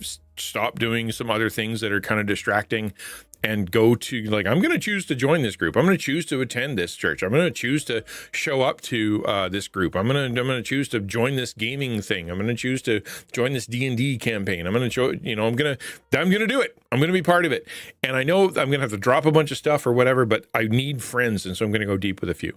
So that's first off, biblical wisdom number one. It is scary. I get that it's scary, but build off the love that you already have from God to you, and recognize that there are people that are loving out there. And number two is choose to go deep with a couple people, and that's good. Having a lot of acquaintances or a lot of people that you hang out with isn't going to give you what you need. Psycho says, I've lived on both sides of the coin. I've had lots of friends, quote unquote friends, yeah, who have been lost along the way because they weren't real. And now I have a very small squad of friends. I know there are, no matter what, they're most importantly, they're my spiritual life. Got to have friends and share your faith and are loyal to Christ. Yeah, well, that's what I'm saying. Even if we universalize it, and not make it also Christian spiritually, be able to kind of go, having friends that you connect with emotionally, are vulnerable with, and that you share interest with is great. That's what you want. Right? That's what you want. That's the best thing in the world. Good to see you, Pastor D. Thanks for being here. Too many groups and people exhaust me. Try to keep up. Trying to figure out where you belong. You're comfortable. It's so tiring. That's why I'm saying choose one. Yeah, I agree. Being part of too many groups is exhausting. So don't be part of too many groups. Be part of one group. Be part of just pick one. Right? The one that you think is going to help the most, or the one that you kind of had the most affinity with, or the one that you did first. Why'd you start that one? And just kind of go, you know what? I'm not going to do everything else. I'm going to do what these guys are doing, and then choose to join. Right? That, because usually what people do, this is with churches, this is with friends, this is with everything. They go, well, I'm going to try to, they treat them like a mall. Instead of treating it like a group that they're committed to, like a family, they treat it more like a mall. And they walk into the mall and they say, I've got now 50 stores to choose from, like 50 Discords, say, or 50 groups, and I want to, what am I going to do today? And you wander around, and now you're tired and you didn't buy anything, but you did a bunch of stuff and you walked past 50 things. What if you just walked into the one, and then you were like, whatever's here, I'm going to buy. This is it. This is what they're doing. I'm going to be here, right? How many Discords am I part of that I participate in? Like, if I leave one, I always get messages. I stopped leaving them because every time I do, I get, hey, I noticed you left my Discord. What's going on there? And I'm like, I just got blah, blah, blah. So I participate in, let's see, Taco.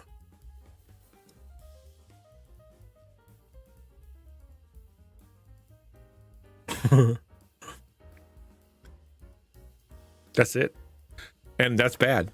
I would say for me as an organizational leader, it's kind of bad because I'm supposed to be connecting with other leaders and whatnot. Like, yeah, I answer questions on other ones, or I go to meetings and whatnot. But when it actually comes to what Discord I share my heart with, there's only one. There's only one. I'm just, like for me anyway, I should be like, why don't I get invited to things? Well, you're talking to on the invite to things people that do stuff Discord? No. I'm busy working about my taco people. I went Discord crazy at the beginning, but now I have pared it back to 3 that I can interact with the most. Yeah, that's great. You still in Go Game? I'm in Go Game, but I never do anything there. Right? I dip my toes in and I've offered stuff and I never get anything back. And so I'm like, you know what? This is a one-way relationship, so I'll just kind of keep it open and attend and wait till somebody wants to actually take me up on stuff. No. Yeah, it's hard to be a member of multiple. You feel like a faker. Yeah, it's true. And then like, oh, are you new here? Well, no, I've been here for 2 years. Have you though? Yeah, that's what I'm saying. My advice, my counsel is pick 1 or 2 and do what they're doing. Pick a stream and participate. Like say, Pastor Dustin's a great example, right? Pastor Dustin, he streams regularly. He's got content. He's got an offline community, is an in-between, not offline, but in-between stream community. They do stuff, right? You can hang out there. So like your calendar will have stuff in it, just being part of that one thing. Same with me, right? If you can join me in stream and you can join the Discord and we do other fun stuff and you could be part of Taco and you can be on, there's lots that we do and you can be part of it. The thing is just making the choice to show up, I feel I'm at the point where I don't know what right is wrong. I don't know anymore. I feel numb. I feel that, man. I get it. Like you can get to the place where it hurts so much or it hurts so consistently. It's easy to stop feeling than it is to try to process your feelings. I know because when I was younger, that's what I did. Everything sucked and people were mean. And I didn't like them anymore. And I didn't like feeling bad. And so instead of trying to process through that and figure it out, I just turned off my feelings. I'm not going to feel anymore. That's it. I'm done. And it took a really long time, and I'm talking decades, before God was able to kind of crack open that part of my heart again, because it's just easier to feel numb. But as I did, and as he did, and as he brought healing into my life, that's when I started making friends. That's when I started being able to cry, or that's when I'd be able to actually, here's a weird one, enjoy movies. Because I just kind of sit there and I'd watch them like a spectacle. And that's why I always liked Marvel movies, or I always liked whatever, because it's a spectacle. It's something to look at. But now I can watch like drama and romance and other like more emotionally gripping stuff, and it connects to me. Why? Because I don't have my emotions dialed down to 3. They're back up to, 8 out of 10.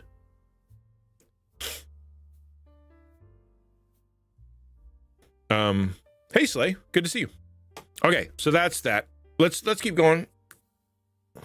These talks get long. This might be all we do today.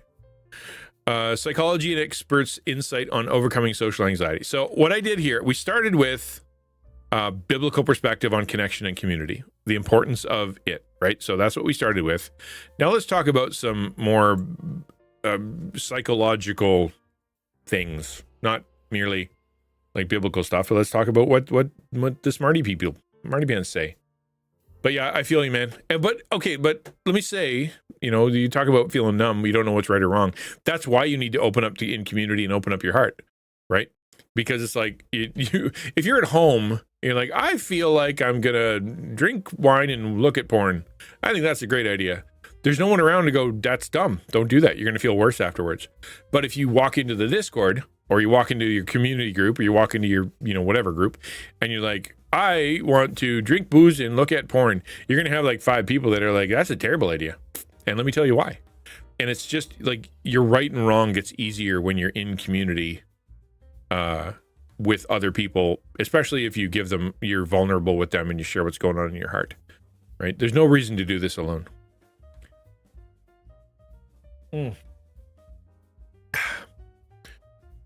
This is for everybody except Freak, because I'm not trying to sell you anything. I'll tell everybody else something. But if you didn't know, this is my first week with Dragon Roast Coffee. And right now for this week, I get anybody who orders with my code gets 15% off. And it is some of the best coffee I've ever had in my life. I'm not just trying to sell it. It really is good, really good. And so if you like coffee, go try them out. Use my code. You'll get a bunch of money off. And the second thing is, if no K-Cups, you're gross.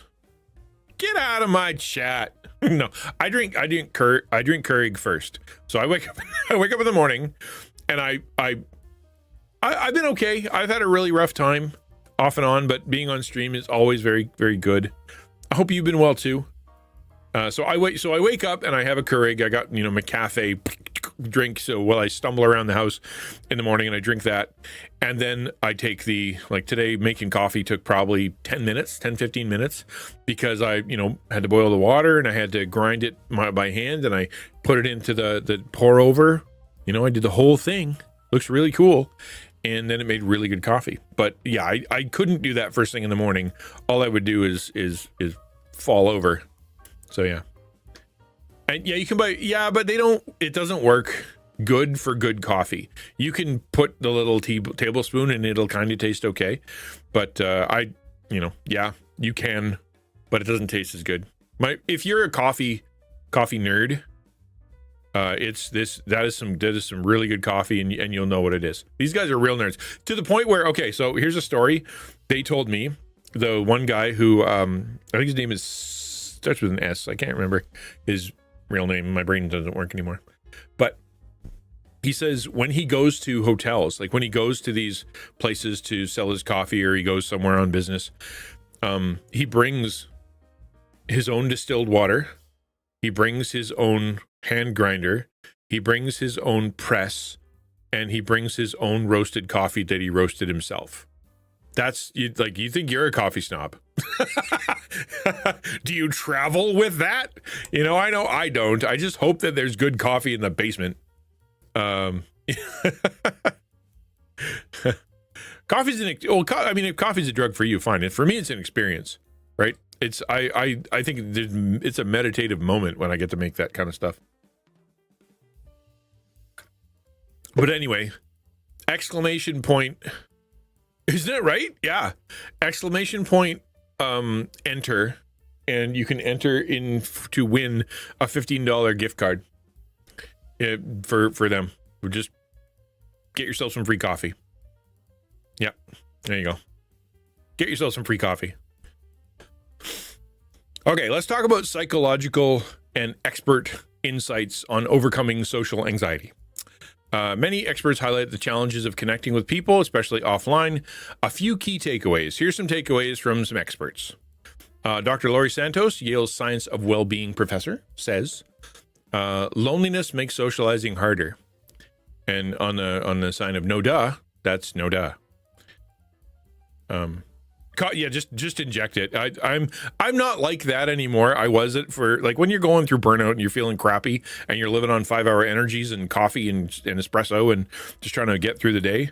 It gets a little rough, but now, because life is a bit more controlled, I feel like I can enjoy the coffee and use it for an experience. But for no duh, being lonely makes socializing harder. If you think about it backwards, okay? Think about it backwards. Necromancer would be better in the mocha cup. I did a pour over and it was fantastic. I think if you put it in the mocha cup, it would be really strong. Somebody said they had a mocha. Somebody said they have a mocha pot. I think was it Sunshine who said that? I love my mocha pot, but it makes some strong coffee. I mean, flavorful, strong coffee because it's basically an espresso maker. Not you. Somebody did, but I think the pour over worked great, but I would say that yesterday's coffee, which was Oathbreaker, that was much better in the mocha pot. So, exclamation point coffee. Did I even make that? I did. I think I did. Try exclamation point coffee. I think I did that. Yeah, I did. There you go. And if you do win, make sure you use my code, man. Thank you. Appreciate the lurk. So loneliness makes socializing harder. In other words, once you're lonely and you're kind of in that pit, it's really hard to get out of it. And that's what we're talking about freaking about, right? Like I'm in a pit. I don't feel good. I feel gross. I don't like being here. I wish I was out, but it's really hard to get out. That's true. That's just kind of a universal thing. People who are lonely tend to assume others won't want to talk to them, leading to a cycle of isolation. This is something I've said about 1,000,000 times, and I'll say it again. One of the things the enemy's going to do, like the bad voices in your head, Satan, the one who's trying to destroy you, he's going to tell you that you're an infection. Your negativity is a sickness, and you shouldn't spread it to others. that you are a curse on the relationships that you're part of. Because when you show up and you say, how are you doing? You don't get to go, I'm fine. You have to go, you know what? I'm not doing that great. And then they go, oh, that's too bad. And you feel like you brought down the whole room. And now everybody's looking at you and they're all thinking about, negative stuff. I don't want to do that anymore. I don't want to be that person. So you stay home. And you start to think that other people are better off if you're not there. That is demonic. That's enemy thinking. That is absolutely ruining your ability to get out of the bad place. And if you are feeling lonely, then when you walk up and talk to somebody, if you're out of practice or you haven't spent a lot of time communicating, it could be really, really difficult. And you get the quote unquote, the cycle of isolation, right? That idea of, well, since I can't go out and, I'm not going out, I may as well stay home. And if I were to go out, then it wouldn't work out and people don't like me anyway. And I shouldn't be, in fact, inflicting other people with my negativity. And you just stay miserable and you spiral. That's a lie. Reframing anxiety helps. This is the solution that they have. Or she has, is instead of thinking I'm bad at socializing or I'm an infection, my negativity is bad, try I'm learning how to connect with people. Or in other words, I'm going out because I need to be with people. I'm going out because other people are actually nice. People actually do care about me. I'm going through a bad time right now, but that means I need others. Or I'm going through a bad time right now, and that's okay. And other people are too. Like instead of I'm bad and I shouldn't be around people, reframe it. If you reframe it, you can change how your brain thinks about it. It's a real technique. Psycho says, I dealt with that for many years. I isolated myself because I didn't want to burden anyone else. It led to years of isolation and a cycle of depression and self-hate. Yeah. It was only God saving me from my final attempt that opened my eyes. Yeah, exactly. And it does. And that's, I said this yesterday, but we're dealing with a loneliness epidemic right now. The epidemic of loneliness, meaning, and in Canada, I think it was about 15 years ago, where it,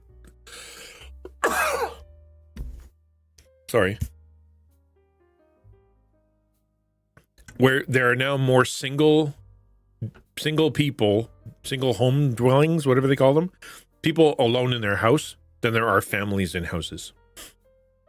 That's what we have right now in Canada. More people live alone than have families in houses. That's a loneliness epidemic. And people don't know don't know their neighbors.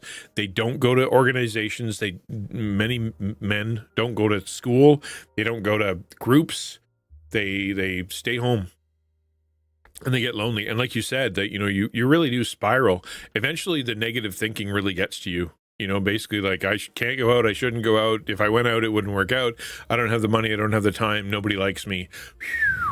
And so the only solution at the end is, well, if nobody likes me and I shouldn't, and I can't go anywhere, and I'm desperate to have a friend, but it'll never happen, why am I even here? Right? That's where things get really dangerous. But there are ways you can jump out, and we've been talking about them the whole day. So you can go back and listen, or you can, we're going to keep going. Freaking says, I took a walk, just really wanted to disappear, but I chose to come back. I don't know why. Well, I'm glad you did. Well, if you are a Christian, then God brought you back home, and I'm glad that he did, and I'm glad that you're in this part. Maybe being part of this community and joining the Discord and is a step in the right direction to help you out, right? There's lots of good that can come from reaching out, even with this little step on Twitch. Dr. Jordan Peterson, clinical psychologist and good Canadian. I don't know. It's okay, man. It's okay. There's no reason to overthink it. I'm just glad you're home. That's what matters. I'm glad you're here. We don't need to super overanalyze it, right? Yeah, sunshine. There you go. Glad you're here. Sorry things are tough right now. There are things that seems like it'll never end, but it does. Yeah, you're right. Hard to do when you're in the middle, but I get it. Social skill building is a process, so start small. So in other words, what do I do when I'm there? Maybe you're a kind of person that's like, okay, fine, I've sucked it up. I'm gonna go. I'll get to a place. I'll do a thing. But what do I do when I get there? Just a few little things you can do is maintain eye contact for a second longer than normal. So instead of doing this and like looking away, just kind of look at them and look them in the eye and go, hey, it's nice to see you, and just kind of stay there for a second longer, just a little bit longer, to practice being able to make eye contact. Sometimes people really struggle with that. Like, I don't like how my smile looks, so I don't smile. I don't like how my face looks, so I hide it. I don't like how my hair looks, so I wear a hat which covers my eyes. I don't like how my body looks, so I cover myself in a big sweater.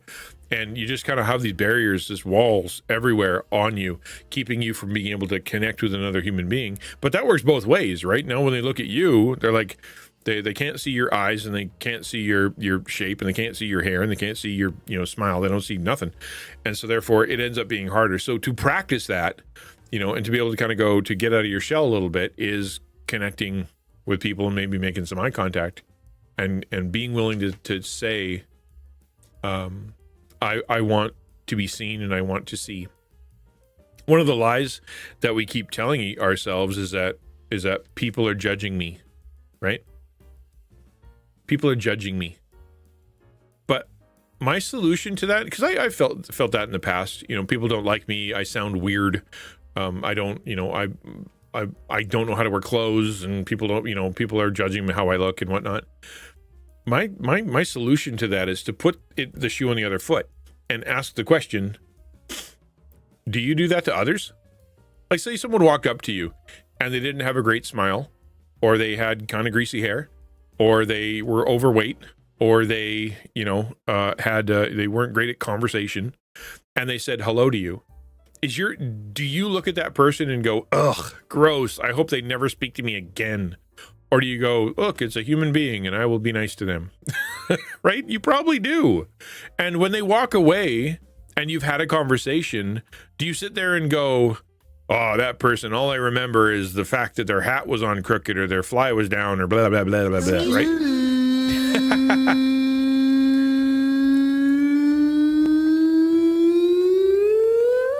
Me, princess. Hey, BBG, good to see you, man. Don't give up, man. You're on the right track. It'll take a while, and it'll take some consistency, but we're in this together.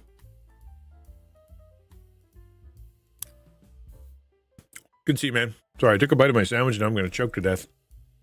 You can't go back in time, but what you can do is you can seek reconciliation and forgiveness. That is kind of the best you could do. But that happens in the future, and it's going to happen when you're feeling a little bit better. Let's just get you through today, okay? Let's just get you through today. That's the most important thing we could do right now, is just kind of get you through, let you know you're loved, God loves you, we're here with you, and we'll get you through, and then tomorrow is another day.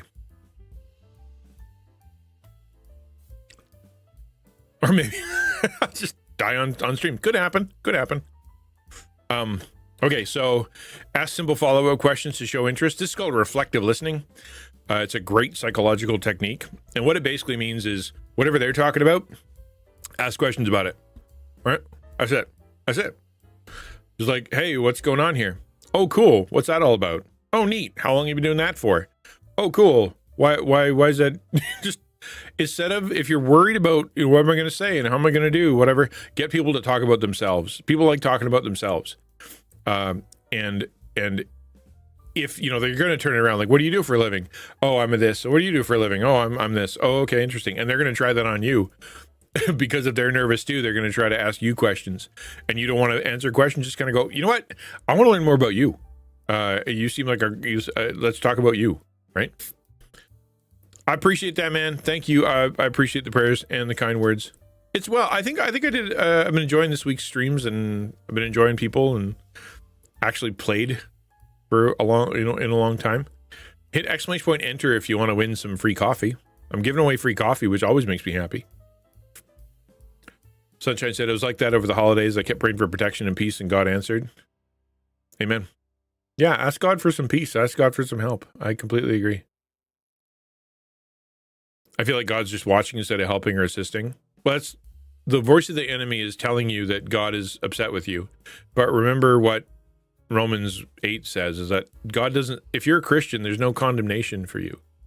He sees you as a son. He sees you as someone who he cares about, someone he died for. He wants to make sure that you are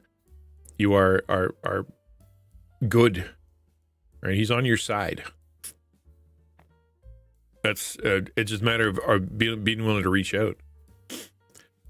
I feel like people hate being asked questions. It's odd, but they feel like they're being interrogated. Well, if you do it like an interrogation, maybe, you know what I mean? You'd order the adventure party. Oh, far out, rock and roll. Thank you. So, like, yeah, if you're doing like, tell me this, tell me that, tell me this, tell me, and whatnot. The trick is to actually be interested. If you are dead not interested in that and you couldn't give two hoots about what that person is saying, you don't have to force it, right? You don't have to force it. You don't have to force that conversation. Just go, oh, that's cool, man. And then maybe go find someone else to talk to, which is hard. I get it. But find a way to find it interesting. One of the ways that I can keep conversations going for a long time because I'm legitimately interested in a lot of stuff. I just am. I want to know more about it and tell me more and just explain it to me. And why do you think that? And where'd you get that? And where'd that come from? And what about this? And is that kind of like this? And I'm legitimately, I like learning. And so therefore it's easy for me to keep asking questions because I like learning about stuff. So become a learner. That'll probably help. 3-chain logic. Okay. Explain that to us, Kirk. You use more words of things like that than I do. I just say stuff. When you want to, if you struggle with social anxiety and you want to kind of go get, work and get over it, not only, maintain eye contact or whatever, but go to low risk settings like churches and clubs and hobby groups. If you can find a place that is doing something that you like, that other people are doing, not just kind of sitting in a circle. It's really hard to just kind of sit in a circle. That's why when I teach how to do small groups, I never teach that they should be doing only Bible study or only sharing and prayer. They should need to be eating together, serving together, playing together. Because if you're going to get to know people, you need to have, all right, have a good one.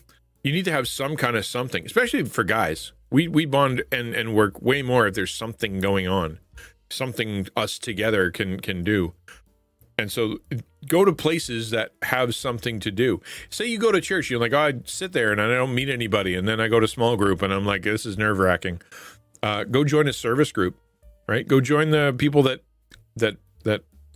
take care of the kids, or the ones that do the garden, or the ones that are janitorial, or, people that are doing some kind of work or feeding the poor. Like, just go do that. And as you connect with them and you're all working together, you'll build friends. You don't have to do it just sitting there staring at someone in the eye. It's really hard to do. Have that distraction. You'll be able to do a lot better off. Shane Whippen said, if God is angry at a believer, it means he didn't punish Jesus enough on the cross. Don't know about you, but I'm not about to say that. Yeah. It's one of the two things, is that either Jesus didn't take enough punishment, or hell's not hot enough. And both of those are untrue, right? I feel bad and cry. Nothing wrong with crying. And if you screwed up, feeling bad isn't bad. You should feel bad. That's why, if you're the one who screwed up, then feeling bad isn't bad. But it's not the end of the world, right? That's the difference. The enemy will tell you this is the end of the world. You'll never have a friend again. You're not worth being around anymore. This is it. This is the last thing you'll ever do. And it's just not true. Like, we've all screwed up monumentally, and it wasn't the end of the world, right? Even I've known people who cheated on their spouse, or went to jail. People who just blew up their life.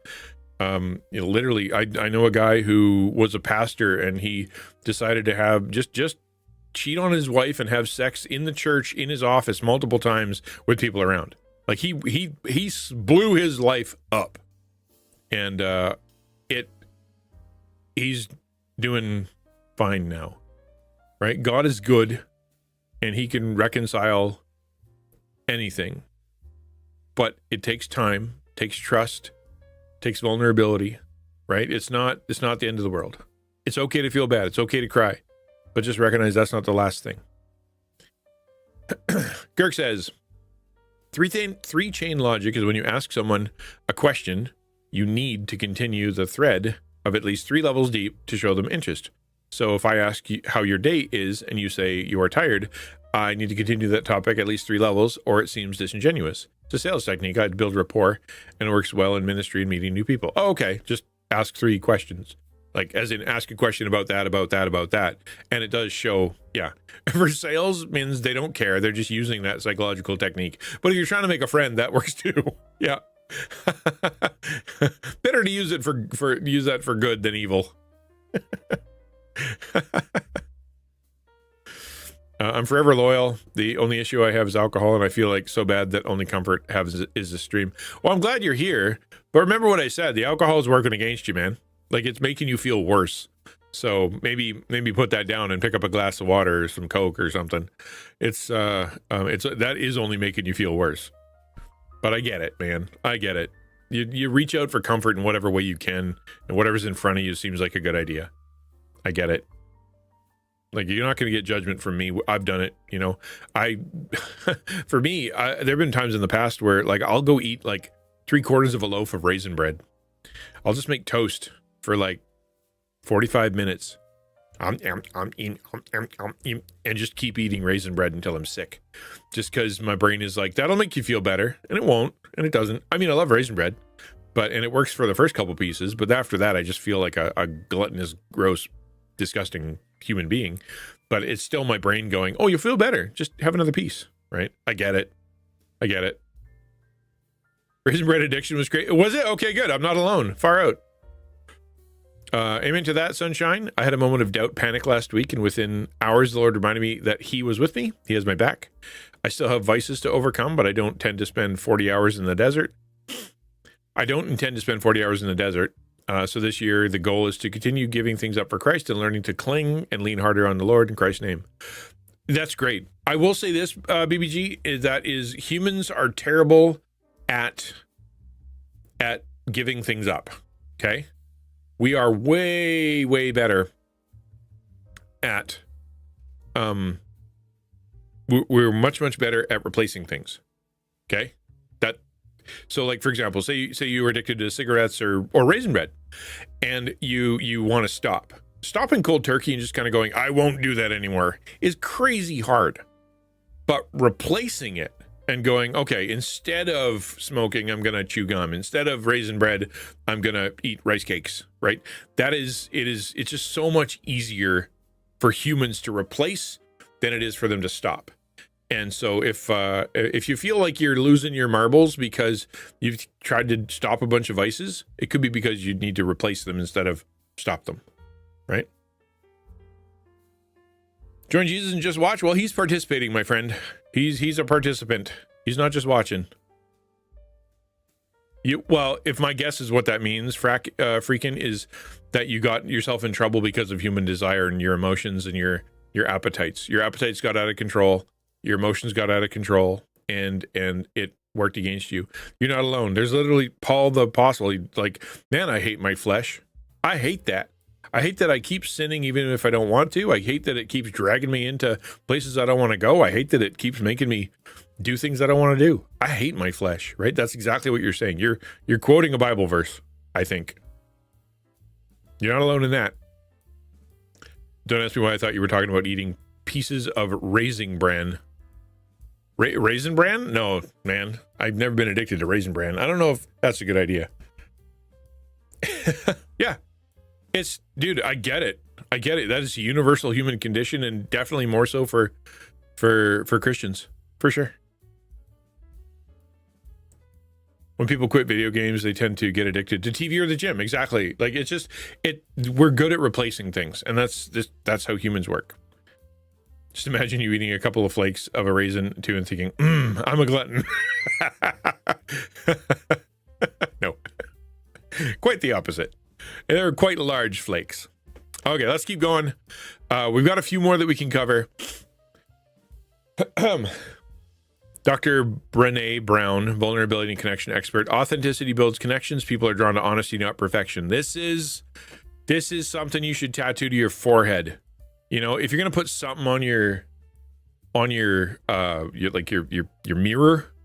if you're gonna have some kind of thing to remind you, is that you being real, you being yourself, you being authentic, you being vulnerable is what builds connection, right?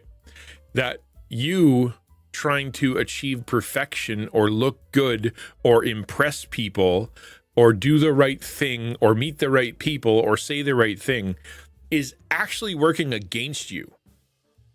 Okay, that's actually working against you. Because you get in your mind that it's like, well, if I just was better at conversations, or if I just looked better, if I just sounded better, if I just was more, eloquacious, if I just had, I don't want to tell anybody that I'm having a bad day. I don't want to tell anybody that I'm about my nerdy tendencies. I don't want to tell anybody that I play games or that whatever. I got to keep all that stuff hidden.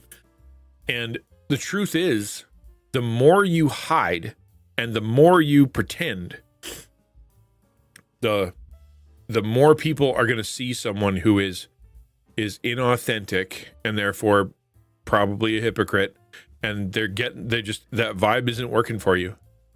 It's not working for you. Being authentic, being yourself, being honest, sharing the correct answer to the question. So what are you into? Well, you know what I'm into? I'm into this weird thing.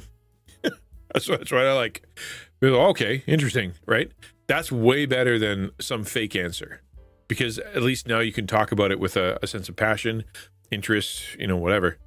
It's authenticity is what builds connection. Faking it is not good. Promise.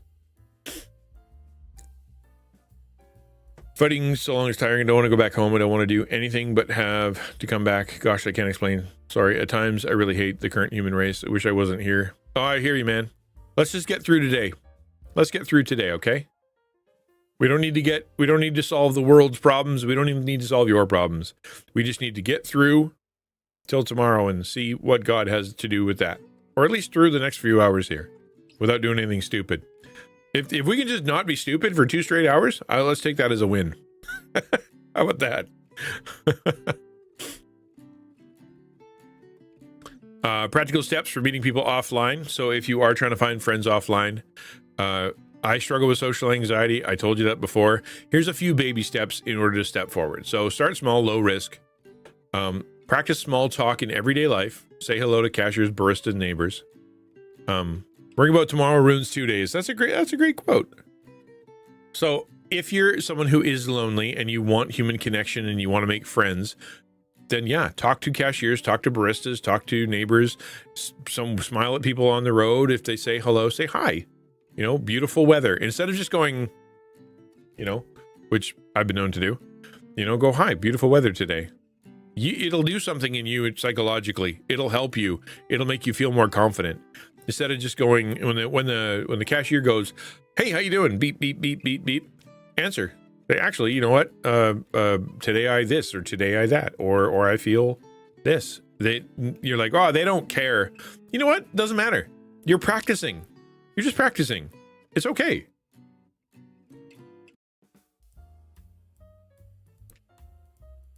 You track their IP, book a flight, show up at the door, ring the bell. Yeah. Use third places, church, coffee shops, libraries. We already talked about that. Be where people are. I've not made best friends or anything, but I've had really good experiences, like going into a coffee shop or hanging out at a store, and all of a sudden you're bumping into somebody and you have the same book or you have the same interest or something. It's the same laptop, or something happens. It's funny. Somebody drops a dish and you're able to look over and you kind of go, oh, that was crazy loud. And the person goes, yeah, that was way louder than I thought. And now you've had a human interaction. Avoiding those simple little teeny tiny ones is actually, it's super working against you. It's okay. Just say it. Just be yourself and be willing to take one more sentence than you normally would have. Ask questions. People have talked about themselves. Yeah, talk to people, ask questions. We talked about that too. Joining communities. In other words, when you do something, when you join something, there's stuff that's already going. Church small groups, obviously, is a good one. Classes and hobby groups. Learning languages, board game nights, martial arts, all that stuff. There's something in your area, I promise. Like, maybe lower your standards, or for that matter, in any of those digital churches or any of our online communities, there are people that are playing games all the time. No matter what time I am up, I was up at like 3 a.m. the other day, and I was on my Switch, and I got like, bloop, so-and-so has started playing this. And I'm like, why is that person up so late? There's always someone playing a game. There will be people who you can hang out with. You just got to reach out and kind of go, hey, let's find a time to do this. There'll be people who are working online, Christians who are streaming, or people that are playing games together. Like, there are places that you can go if you choose to. That's one of the arguments is always, oh, there's nothing to do. There is. There really is. You just gotta open yourself to looking for it. You're good at Google. Google it up. Psycho says, even if you don't make friends with a person, an interaction like that can change the other person's day. Jesus says, love your neighbors yourself. Small interaction like that can open the door to lead them to Christ. Even if you're not everything is evangelistic, but yeah, it can make you feel better and them feel better. I don't know. If, they're as a guy, you don't get very many compliments. Someone gave me a compliment the other day. I've been living on that for hours just because someone said one nice thing. And I'm like, that's great. Thank you for doing that. Nice shirt. Oh, cool. I'm good for a week, I have ADD and autism, says Sunshine, and I sometimes forget to pay attention and focus on the real questions. I honestly care, but my brain doesn't always remember to show I care. It's a practiced habit. See, another thing that people think, or perhaps, is the fact that they think this all is supposed to come naturally. It doesn't. Some people it doesn't. Some people it's a practiced skill where it's like, okay, this is how I do communication. I say a thing, and then I respond with a question, and then I do a reflective listening, and I repeat, right? And that's what I'm going to do. And this is just how things work. And it's okay if you have to practice and it doesn't come naturally. The more you do it, like any other skill, the better you'll be at it, the more natural it'll become. Yeah, good old Australia. Yeah, what do we do without them? Volunteer. This is probably the best one. It's my favorite one. If you want friends, you want relationships, you want to connect with people, go do something. Go volunteer for anything. If you're doing something together with people, you're going to make friends, you're going to make acquaintances, you're going to have experiences. Are there sometimes there are jerks there? Yes. But also there are nice people there. Also, you get to say, I did some stuff. And the people that you're serving, whoever that is, whether it be soup kitchen or mowing lawns or organizing the crayons for the Sunday school, they appreciate it, and you will be able to say, you know what, I have value. Kirk says, I was feeling really lonely and depressed while staying at home, Dad, till I started volunteering again. Yeah, there you go. See, if you throw it out there, you're gonna feel a lot better. And Girk and I were talking, on stream a while back, and it's like, how do you deal with that? Well, go serve people, right? Go, what do I do with all these skills that I have with gaming and professional level gaming? Well, go teach some people. You'll be able to feel like you've got that, but you'll also have relationships, and it'll make you feel better. Big Black Guy says, the exchange vice for something better is great advice. What I've been experiencing is struggling to quit certain habits on my own until God convicts me of it so hard I finally just shrug my shoulders and say, fair enough, I'm done. Which is how I finally gave up cigarettes and weed. The want is still kind of there, but that overwhelming craving has finally subsided. I know my eating habits are next because I need to fast ASAP, but that's craving is interfering. Yeah, I hear you, man. Take it a step at a time. Take the wins as they come, and also realize that that win is huge. A lot of people really struggle with that. They really, really do. Quitting cigarettes and weed is really hard for some people, especially because it's their emotional crutch, not just their a physical addiction, but an emotional crutch. And so now they like, what do I do when I'm anxious? What do I do when I'm freaking out? What do I do when I'm not, I'm scared of something, or I need to go. How do I have fun anymore? It's literally connected to them emotionally, and that could be hard. Raisin Berry Club, yeah, we should totally start one. But yeah, dude, I get it. And the other thing I would factor in, not just replacing, but remember to keep talking about it. I think one of the things that we screw up when it comes to trying to fix our life in that kind of way is that we say we're going to do it, but we're too embarrassed to tell anybody. We're too scared to whatever, that we don't want to share our life or our risk saying it, that we're doing it, and then not do it. So just keep talking about it and share it with folks, and keep it out front and get accountability. One sec. Oof, that's hot. Now I can't breathe. Girk said, I quit porn as soon as God took it away.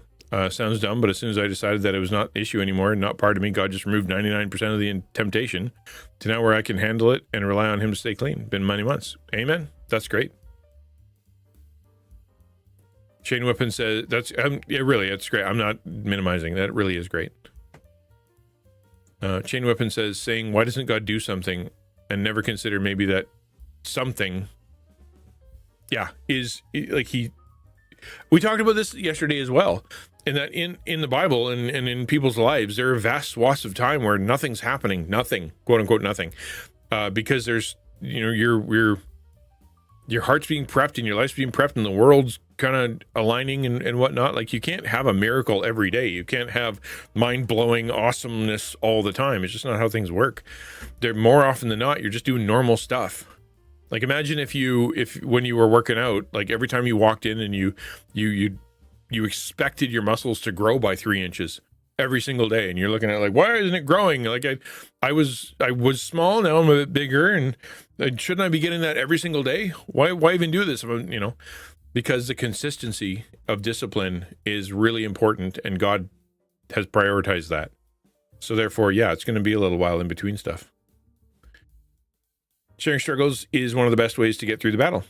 Support of others is invaluable, and not only invaluable, but necessary. I don't think you can do it alone. Have I told you how much I like this coffee? Because Hokey Dinah, it's good. Eileen Hufflepuff, good to see you, man. How to make friends. Go up to them and tell them I love you, the way Patrick did in SpongeBob episode. Yeah, I mean, it'll do eventually, by virtue of the fact that you're going to be, you bump into someone so that'll go, I love you too. Let's be friends forever. Might happen. You never know. Baloney. Let's keep going. We're almost done. The best way to quit an addiction is to start drinking Dragon Rose coffee. Let the fire of the dragon burn your issues away. There's your slogan for the day. Yeah, if you need friends, you should drink Dragon Rose coffee. Oh, you want to quit an addiction? Oh, Dragon Rose coffee. Oh, you're trying to... I'm a big fan of coffee. That does solve a lot of my problems. Iced coffee when it's cold? Dude, I'm a Canadian. There's nothing like minus 40 to make you want a Slurpee. It's crazy up here. You'd be sitting there with a bunch of Canadians, and it'll be so cold outside that they'll warn you that if you go outside, your eyeballs will freeze shut. And all of a sudden, everybody in the room's like, man, I could really use an ice cap. I could really use some ice cream. Let's go for a Slurpee. It just happens all the time up here. Yeah, it's just, that's normal. Overcoming fear of rejection. Expect awkward moments. It's part of the process. An iced cappuccino from Tim Hortons. It's just sort of a ubiquitous cold coffee drink that we get around here that costs the right amount. Yeah. Expect awkward moments. It's part of the process. There you go. Like, and nobody remembers them. Like, I dare you to try to sit down and make a list of the awkward moments that people have had with you as the one that they felt awkward around.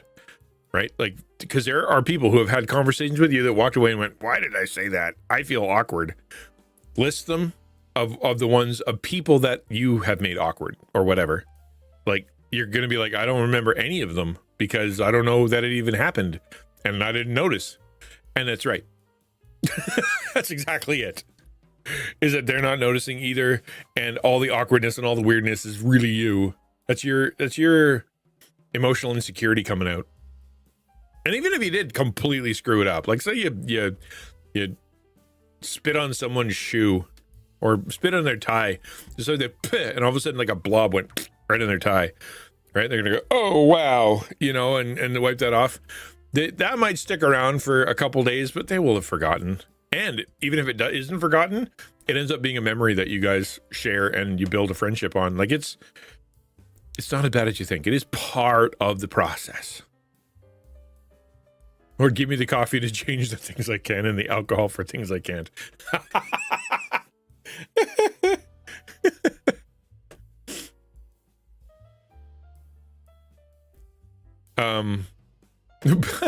Gabriel, nice.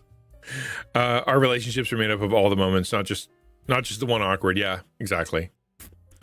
Remember, most people also want to connect but don't know how. That's another great reminder, dude. Like I said it, I'll say it again. We're in a loneliness epidemic.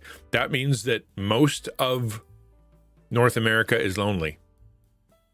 Okay, most of North America wants what you want.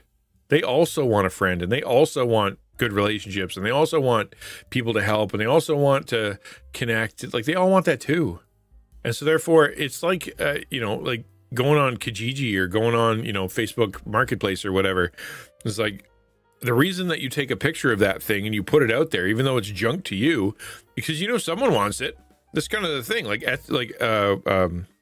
Etsy. What's that thing? I've been on it forever. The thing that you used to bid on started with an E. eBay. Like the reason that you take your junk and you put it on eBay or you put it on Facebook or you put it on whatever is because somebody wants it.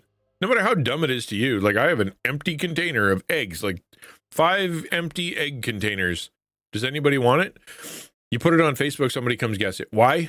Because the truth is somebody out there wants it. How much more so do other people want friends? They want it too. So if you put yourself out there, there's probably also somebody out there who wishes somebody would do that for them. I wish somebody would just walk up to me and go, "Hi, you want to be my friend?" Because then I would say yes. There's people out there like that too. My relationship is one of the best friends is only because our wives made us play together. It was like taking your awkward kid to the park saying, "Go play with him." We both are so glad our wives made us interact. Yeah. Sometimes you got to be dragged out kicking and screaming and it works out. Yeah. How do you find motivation to stick with stuff? Find a reason why it's important. Whether it be because you're letting something down or you're preparing for something or because it's, you have to have a reason. If you have no motivation, it usually is because you find no value in it. So find the value in it. You have about 3 dozen empty egg containers. There you go. You're set. You could seal your walls in and have perfectly soundproof walls. I have the hardest time playing a game longer than the short time and not hopping between ideas I have. I do too. I do that all the time too. Another thing you can do is make it public, right? Give yourself accountability through embarrassment. Like, I'm going to do this. Tell everybody. Right? It's not a great way to do it, especially if you really want to kick in the butt, and you're worried about looking dumb, it'll help. All right, let's keep going. Almost done. Yeah, this is the last page. Number 4, digital relationships is the first step. Online friends are real friends, period. That is just okay. If you're thinking like, oh, I should, my online friends don't count. I should be doing something else, or I need to find real friends because all my online ones, no, that's not true. Having relationships with people online, connecting with people through streams and through Discord and through voice chat and through video games and through all that stuff, that all counts. Those are real friends. Don't discount them, okay?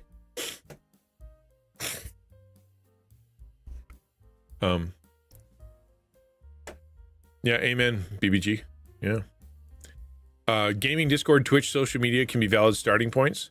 If you want to practice, there's nothing wrong with practicing by doing all the digital stuff and going, you know what, this is very real. It is our relationships. And once I'm feeling good about myself or I'm feeling a bit more courageous, I'm going to step out. In fact, the next one here, digital spaces can be an entry point to offline friendships. Many strong communities start online, then transition to real-life meetups. Example, many Twitch communities, including Taco, provide real connections that could lead to in-person friendships. And I've had that. Like, I've sat across from Quiz and from Ukulele and from Double Pixel. And, we sat there. We played a game. Like, we were in a mall. I just happened to be in Florida, and we went and met up. And my digital friend became a real friend with skin on and everything. And it can happen. Like that's one of the reasons that we keep talking about TacoCon is because of the power of being able to come together and go, here's a bunch of small creators and a bunch of small creator communities that just want to get together, love each other, and see each other and play game together. It's the NCMS, Nerd Culture Ministry Summit, is the best thing happening right now with that, right? Is you get a bunch of people that are from the community. All the folks that you know and all the streamers and content creators you know are there, you know, and all the bunch of people from the community are there, and you can see them. It's great. That digital relationship becomes real. Yep, exactly. And yeah, I want to do it again during TacoCon when we do TacoCon. So don't discount your digital relationships. They're a great stepping stone. Don't avoid them just because you're like, oh, it's not real, or someone criticized me that all my relationships are online. Just tell them to go pound sand and recognize they're real. Yeah, reach. Yeah, reach. Yep. I would hope that for, yeah. Well, no, some of them don't have skin because you don't see the skin. Y'all are just 2D. Like my waifus. Y'all are just my waifus. Definitely canon does happen. Donnie and I found out pretty early that we live in decent proximity to one another. Yeah, showed up at my church. Yeah, there you go. Boom. No kidding. Encouragement for people struggling with loneliness. To the last page, your worth isn't based on your social life. Okay? If you're feeling lonely and you're struggling with relationships, doesn't mean you're unworthy of friends, right? It means that right now you're struggling with loneliness, social anxiety, you're going through some stuff. It doesn't mean that you are less of a person, that you are unlovable, that you are, you know, it's just right now where you're at, your value isn't based on your social life. It's okay to be someone who struggles with this stuff. I struggle with it. A lot of people in chat struggle with it. A lot of people in chat struggle with it. Like, I'm tempted to, I will say, this didn't work yesterday because everybody was lurking, but you know what? I'll try anyway. How many people here, using an emote, how many people here struggle with building relationships or friendships or social anxiety or loneliness? How, if you have that kind of struggle or one of those, put an emote in chat. Put an emote in chat while I take a bite of my sandwich.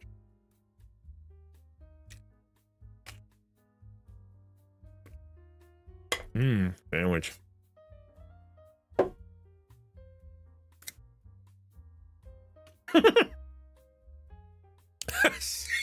Services emote. That's funny.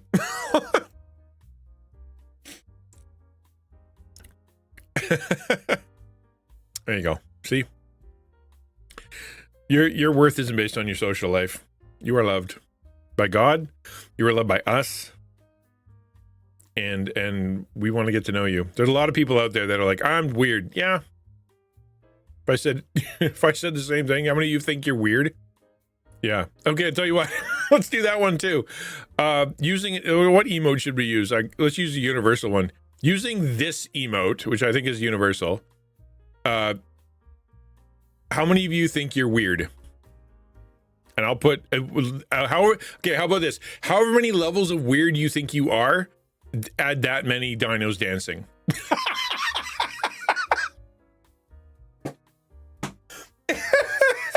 Pastor Newston way ahead of the curve. That's so funny. Oh, wow. Times 9,001. He's over 9,000? Yeah, all right. All right. Gabriel's got some good memes today. I feel the same way, guys. I feel the same way. And you know what? It's how bonkers. How bonkers. We're all like that. We're all in this together, man. We're all in this together. Jesus understands loneliness. He experienced betrayal, isolation, and the cross alone. During his worst times, Jesus gets it, man. Jesus gets it. He when he needed people, they left. When he told people what was going on, they yelled at him or they rejected him or told him to shut up. When he was on the cross, the only people standing there was his mom and one friend, or I guess his mom's friend and one other friend. Like everybody left, down to one disciple. There's hope. You don't need a huge circle. 1 or 2 deep relationships can change everything. And I believe strongly, and I believe this is true, that all of you could have 1 or 2 good relationships. Because if everybody in chat feels weird and everybody in chat feels lonely and digital relationships matter, the math works out, right? Math works out. The question is, are you willing to invest? Willing to take the risk? You're willing to be vulnerable? You're willing to try? If you are, there's a real good chance you can make a good friend, or at least, start that process. Everything was broken my whole shift. Absolutely crazy. So let's see if you can keep it broken for tomorrow. Okay, that's it. That's the talk. I hope it was helpful. But the hope is that through this talk, you can be able to make some friends and find a way to connect. I know we all struggle with it, but we're all in this together. All right, let me go to just chatting. Boop.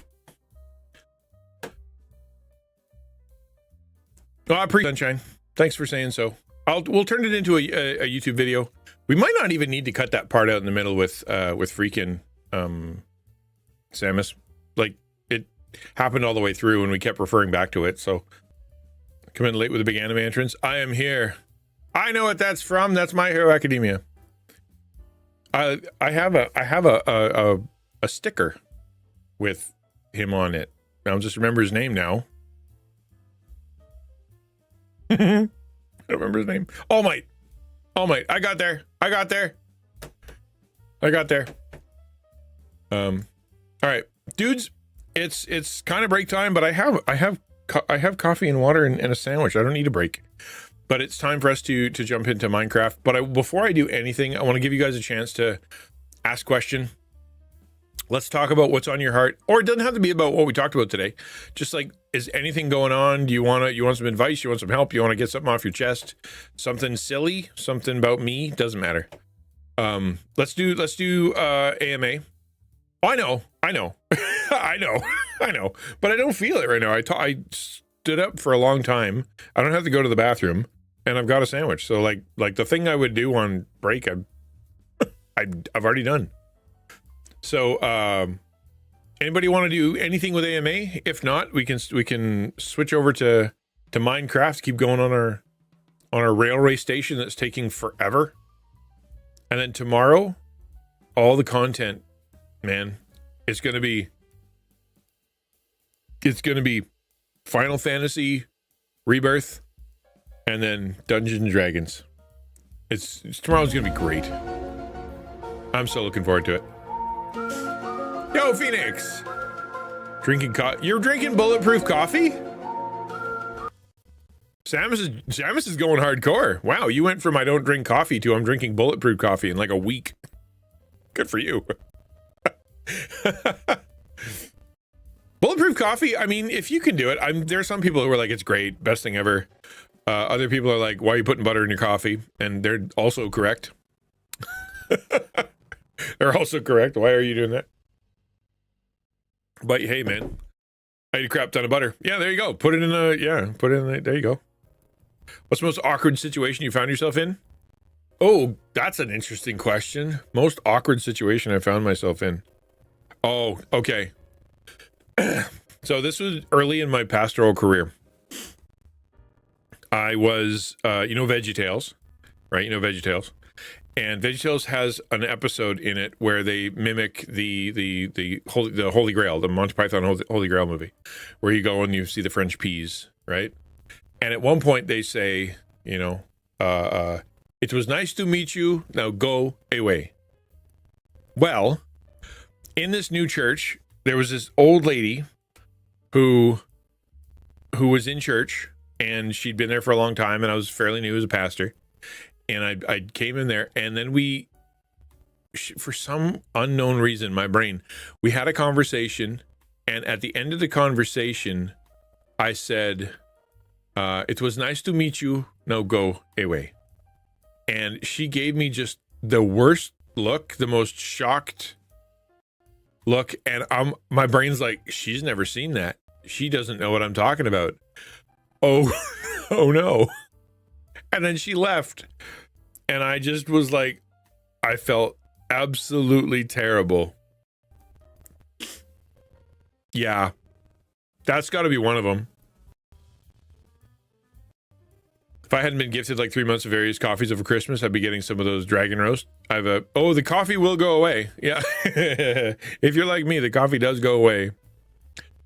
I never thought that too much. Yeah, it caused an issue. It was not good. Yeah, that was not good. Okay, my second most awkward, and this is outside the church. So I was at West Edmonton Mall, and we were in the amusement park. It's got a big amusement park. And I love roller coasters. It's one of my favorite things in the world. And we were going on all the rides. In some dark corner, over in the corner, there was a virtual roller coaster. And if you've ever been in it, it's got like, 3 or 4 or 5 seats and then a big screen, and the whole thing kind of moves and you just kind of pretend you're in a roller coaster. Well, nobody was around, and it was during the day, and I'm like, I want to ride that. And I asked my people who I was with, and they're like, no, we're going to go do a thing. That's dumb. And so I'm like, all right, well, I want to sit down and do that. So I went and sat inside the box, and it got, and it started, and all of a sudden it starts doing this, and it goes black. And I'm like, what was that? A couple minutes, and I'm like, I'm just sitting in this dark room now. A couple minutes later, in comes this, like, I don't know, 15-year-old kid, and he's like, sir, I'm sorry. You're a little too heavy for this ride, so we need to balance it out a little. I have to sit in here with you over here. And so he comes in to be ballast for me. And he goes and he sits in the corner, or sits on the other side, to make sure that the machine doesn't tip over and kill everybody. And so the whole time, I felt like the blimp. I felt like the Goodyear blimp, Michelin man, Captain Butter. Just the worst. I was not enjoying that ride at all. Meanwhile, I look over and the dude's just like,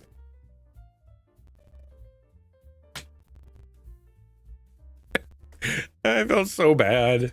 And I got off, and of course my friends are like, how was it? And I'm like, it was the worst thing I've ever experienced in my whole life, and I never want to go again, and let's go home. That's how it was.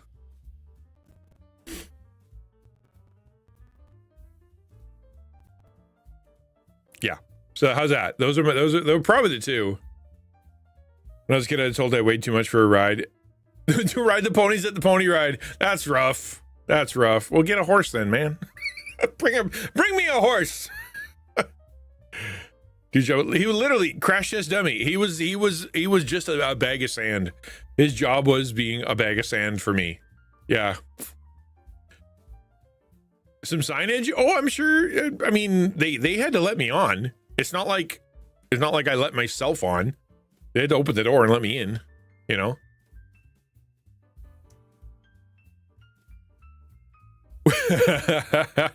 Known before. Yeah. So I have another story about my surprising girth and what it did for me. I've never been too big for a ride, surprisingly, but I had to miss out on go-karting because I was too tall. Oh, interesting. And that's never been a problem with me. So I was in my kingdom for a horse-sized pony. So I was on my honeymoon, and we were in Calgary, Alberta, and we were in the top of the what do they call it? The Space Needle, or the CN Tower, or whatever. The Seattle Needle, that you kind of a rotating restaurant, super high in the air, takes forever to go up in the elevator kind of thing. We were in that, but in Calgary, and we're going around Calgary Tower. I know it's changed names a few times.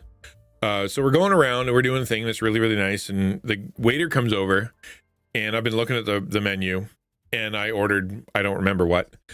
And the waiter looks at me and goes, sir, I swear, and this is exactly what he says because I memorized it.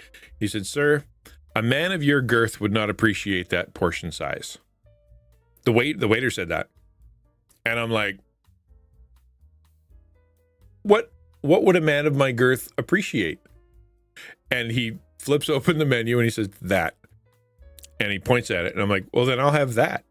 And sure, it was one of the best meals I ever. I tipped that guy $20, $20 because. But how good of how hard would it have been to say that as a waiter, right? Or how many times has he heard, "What's the deal with his portion size?" You know, for him to actually go, "Dude, I know you want more food, so let's not play games here." That's one of my favorite stories. Man of your girth would not appreciate that portion size. Mine was an actual roller coaster. When they go to restrain you and they can't get a single click, then you have to get off the ride. You hear that as you walk down the stairs. Yeah. Working on the zip line, there was a minimum weight and a maximum, mostly because one won't gain enough speed and the other one gains too much and schmucks into the tree at the end. Yeah, I hear that. Originally the Husky Tower, but has been the Calgary Tower since 1970. I thought it was a CN Tower at some point. Chain Whippin says, I was at an engagement party for a girl I went to high school with and joked, "That's exciting. So you're going to tell your parents you're pregnant?" Because I'm a stupid 18-year-old brain. That's funny. She didn't think so because she was.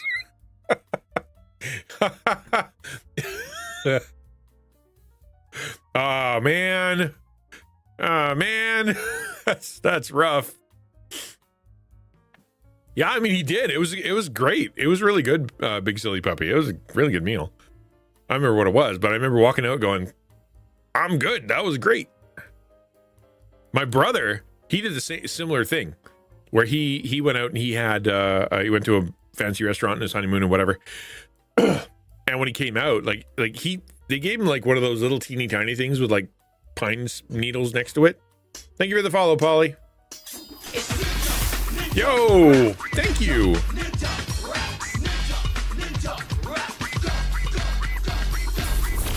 Thank you. I appreciate the sub. Very kind of you, Scala.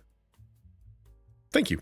So he got this little tiny portion size. He eats it and he's sitting there like kind of like waiting. Half an hour goes by and he's like, "Dude, when's the food coming? I'm hungry." And he's like, "But sir, you have already eaten it." And he's like, "What?" It was like the thing that was this big on a plate that size. That was my dinner. So he literally left and he went off and he went straight from that to McDonald's and then had McDonald's. Waiter could have said, "A man of your discretion or culinary appreciation." Yeah, he coulda. He coulda, I suppose. Girth might not have been the best term to use. Oh, I appreciated it. No, I'll take it. Can't be much more humiliating than being frog marched off a roller coaster. Sorry, sir. This thing that is literally designed to hurdle you in the most safest way. Not for you. Jeff said, I was at Pizza Hut with some coworkers. I'm a little fluffy. There you go. When the drinks came out, she said, "And the Diet Coke for you?" I looked at her and I said, "Do I look fat?" Then I looked at my buddies and said, "Why didn't you tell me I was fat?"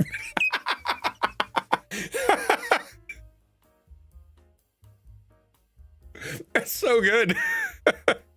Yeah, she earned that tip. Oh, that's so funny.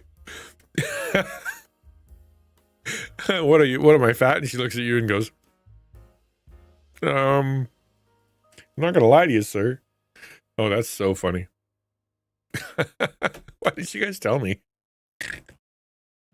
That's so good. I love it. I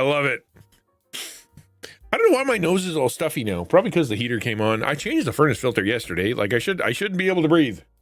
That's what I'm trying to say. I should be able to breathe, but I can't.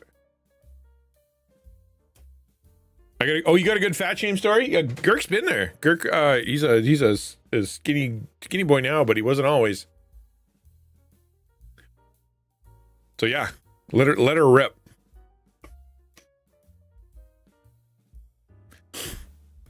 By the way, anybody who came in new, we are giving away a $15 gift certificate for Dragon Roast Coffee. Today's the first week. This is the first week of my new partnership with Dragon Roast Coffee. Awesome, amazing coffee. Tomorrow we're going to be doing an RPG, a D&D campaign specifically sponsored by them. and it's going to be awesome. I'm so looking forward to it. And let's and so if you want free coffee, exclamation point coffee. Exclamation point enter. You'll enter for a free coffee. And then if you want to use my code when you do win or otherwise, exclamation point coffee, and you get my code. This week only, 15% off. This week only. Next week, it'll be 10% off. But this week only is 15% off, which is a pretty good deal. Especially for fair trade organic coffee that, like, their margin is not huge. Like, they're not making a ton of money on this stuff because you can't, right? You got to be competitive. Just hard to do. And then they're giving 15% off for us, man. The boulder is conflicted. Tuck and roll, human boulder. I may be fat, but you are ugly and I can diet. Yeah. No, I don't know what it is, Samus. All right, good fat shame story. Hello, Aaron. Good to see you. I went to sushi with my wife and friends, and I got to order first. And after I ordered, the waitress walked away.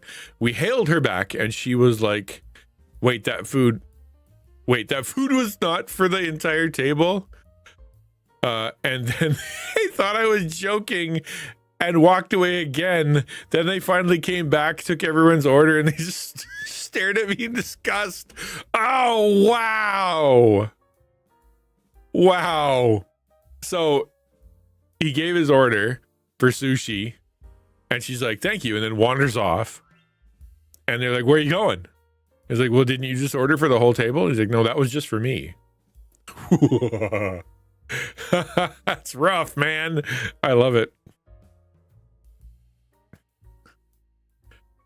The lady said they're out of to-go boxes when she brought me the food too. It's, don't worry, I don't use to-go boxes. That won't be a problem, is the correct response to that. I was pretty thin. I lost the weight since I just love sushi. Oh, okay, far out. We checked on Monday, down 50 pounds, 40 more to go to where I truly need to be. I have been the same weight for like the last, 10 years. So it's like I'm probably just losing muscle mass at this point and gaining fat because all I do is sit around. 1 second.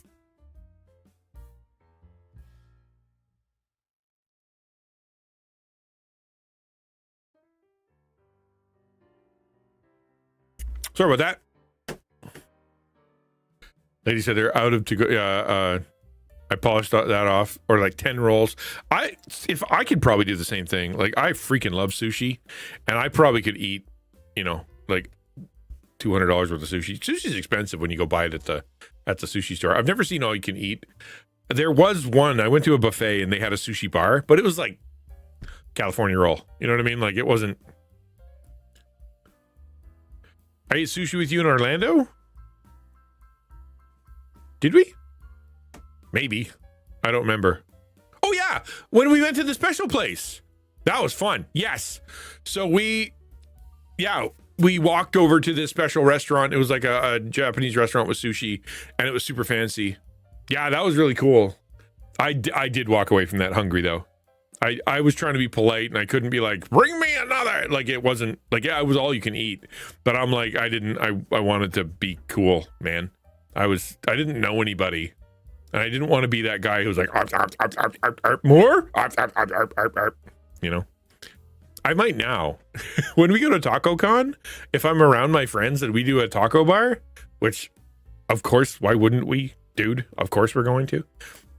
You will see how many tacos I can put away.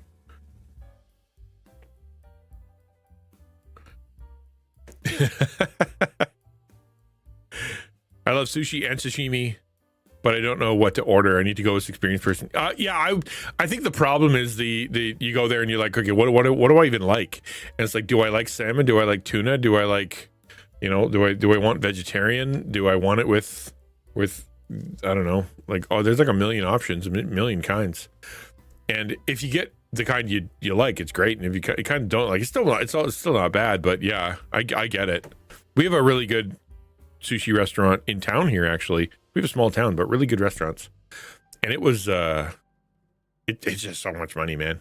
Like, I could order enough for me, and that costs $65, right? And that's just like, I don't know, it's like 5 rolls or something of different kinds. It's very fancy. It's very cool. just cost a ton.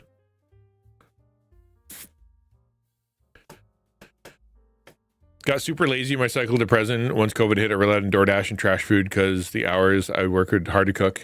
I got told in August that I had type 2 diabetes and immediately changed my diet. Yeah, good for you. Oh, you were doing soda too? Yeah, my problem with that is they're always like, try cutting out soda. I don't drink soda. Try don't eating dessert. I don't eat dessert.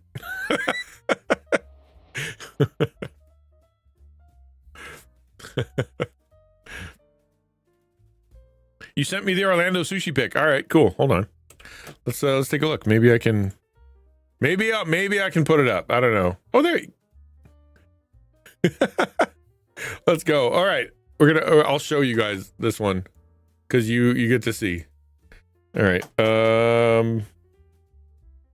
There. So this is my guy. This is Girk. And this is how much you were eating, my dude. That is a lot of that's a lot. It's actually, it's funny. I look at that and I'm like, I mean, that's a normal amount, I would think. Yeah, well, okay, that's the first order. Yeah, all right. So I'm like, yeah, I can. This seems like too much rice. Like, yeah, this too much rice, man. This is like amateur hour over here. Like, you don't want to just eat a pound of rice. That's not what you want. This is the good stuff. All this stuff right over here. That's a lot of sashimi. Hey Christian, how are you? Hi there. Sorry, I'm gonna back up. Ferric said, I'm not sure about getting coffee now. I'm not much of a coffee drinker. Do not press or anything. Do not think I could use reusable Keurig metal mesh without thinking I'm doing something wrong. Well, then don't worry about it, man. It's okay. It's fancy coffee for people who like coffee, right? It's not nothing wrong with going and buying yourself some stuff at the grocery store because you want your morning coffee. This is for people who are like aficionados who want cool, fancy, really, really good coffee. It's not for everybody. Hey, XtianNinja, how are you? I'm doing better than the last time. My mom's been a rock with me this time. I finally feel very blessed to have a mom like her. Gonna give her something for all this. Oh, far out, man. Hey, how's your computer / car situation working out? Have you figured that out yet? Sunshine, I'm down 40 pounds, had type 2 as well. Reversed my type 2. Far out. Focused on low carb proteins. Try my best to stay away from processed foods. Hard to do, especially if you live alone or you're stressed out all the time. Yeah, I like the white fish. The red feels like chewing raw pork fat to me. It is a little. It's a different taste. Yeah, I agree. But yeah, I'm all about that stuff. I probably have a picture of when I was there. Willing to try, but I feel like a homeless bum giving a Rolex watch, right? If you're not into it, like before I ever signed with them, I had 5 ways of making coffee at home. Like I really do like coffee. So it's it was an easy yes. I'm drinking either. I was hoping they had stickers or tea or something, but I ended up buying some to give someone as a gift. Oh, thank you. I appreciate that. That's cool of you. My new computer, my car, well, that needs repairs. Check engine light is on. We can't be lazy with that. Yeah, that sucks. I'm sorry to hear that. It happens. Cars, man.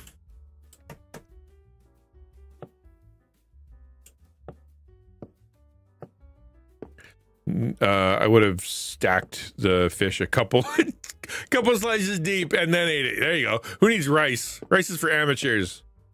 Actually, the way that restaurant worked was you had to you could eat as much as you want for the amount that you could eat, but whatever was left on the table, you had to pay extra for. And there were dudes that were like, okay, I'll order this, I'll order that, bring that. And all of a sudden at the end of the night, people are looking at each other and going like, could you please eat this? And everybody else is like, no. We're done. That's your problem, dude. we are not helping. You almost died from the rice. It's a lot. All right, so whoa. How much is that? 1, 2, 3, 4. What should I put over here? 1, 2, 3, 4. Who's good at Minecraft? You do well. You pay to sit down, and you pay for as much as you can eat. But the shtick is whatever you leave out, have extra, you have to pay for it. New computer working good? I'm glad, man. You been doing any good projects? Like I don't know. Projects? I'm gonna look for sticks. I probably have some around here somewhere. Oh, I had an idea. I had an idea for something that I thought might look cool. You guys tell me if it looks cool or not. Is there such thing as an iron button? No, just an ingot. Stone button. And then just wood. Okay. So no. Wasting food is not part of the culture. Oh, and well, it's also, you get a bunch of people ordering it and then throw it in the garbage. That's not good business, right? I should have, during my prayer and fasting, however, decided to detox myself in Discord. Yeah, good for you, man. I remember you said that. That's really good. I think more people should do that. There's nothing wrong with, I think it's a good thing. Yeah. Remember taking another stab at cutting out soda. Did 40-hour fast last week. I've been drinking green tea. Yeah, good. Soda's not good for you, but it's also not like the worst thing ever either. I'm gonna try 1, 2, 3, 4 of these. What I wanted to try to see if it looked cool or not was if I put an iron block here, and then a button on top. I was gonna use wood, but it occurs to me that my iron might look good. Like, does that look like it's holding things up?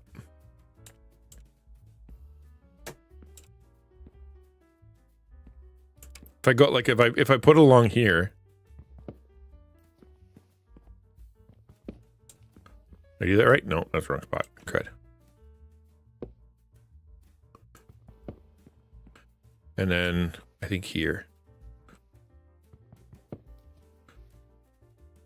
Iron, iron, iron, and then button, button, button. Does that look like it's the thing that are holding up?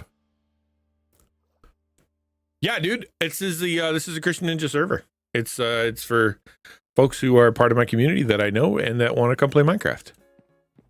I like stevia.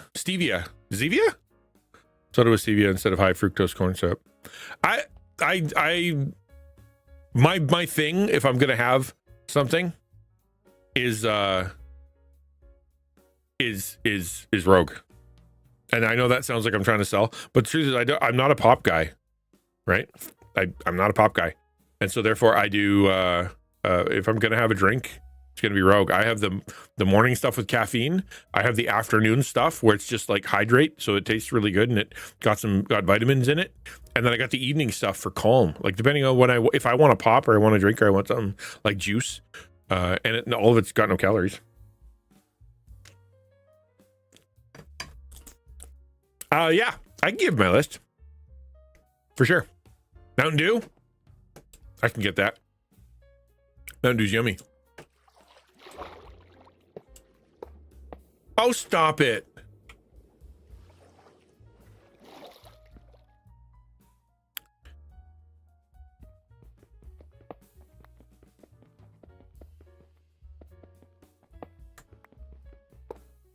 That's dumb. Just got Minecraft. I didn't touch it yet. I have the knowledge of Minecraft because I've been watching. Yeah, it's hard not to watch Minecraft these days. I don't drink soda. I rarely do, but those energy drinks have something I can't have because of allergies in them. I'm not saying go try. You need energy drinks, but I'm saying that one of the reasons I went to Rogue is because they have good stuff. I want to make this look good, but apparently I can't put iron on it. Actually, hold on. I probably can. If I do this and I put the iron next to it. Then drowned to death. I'm gonna die.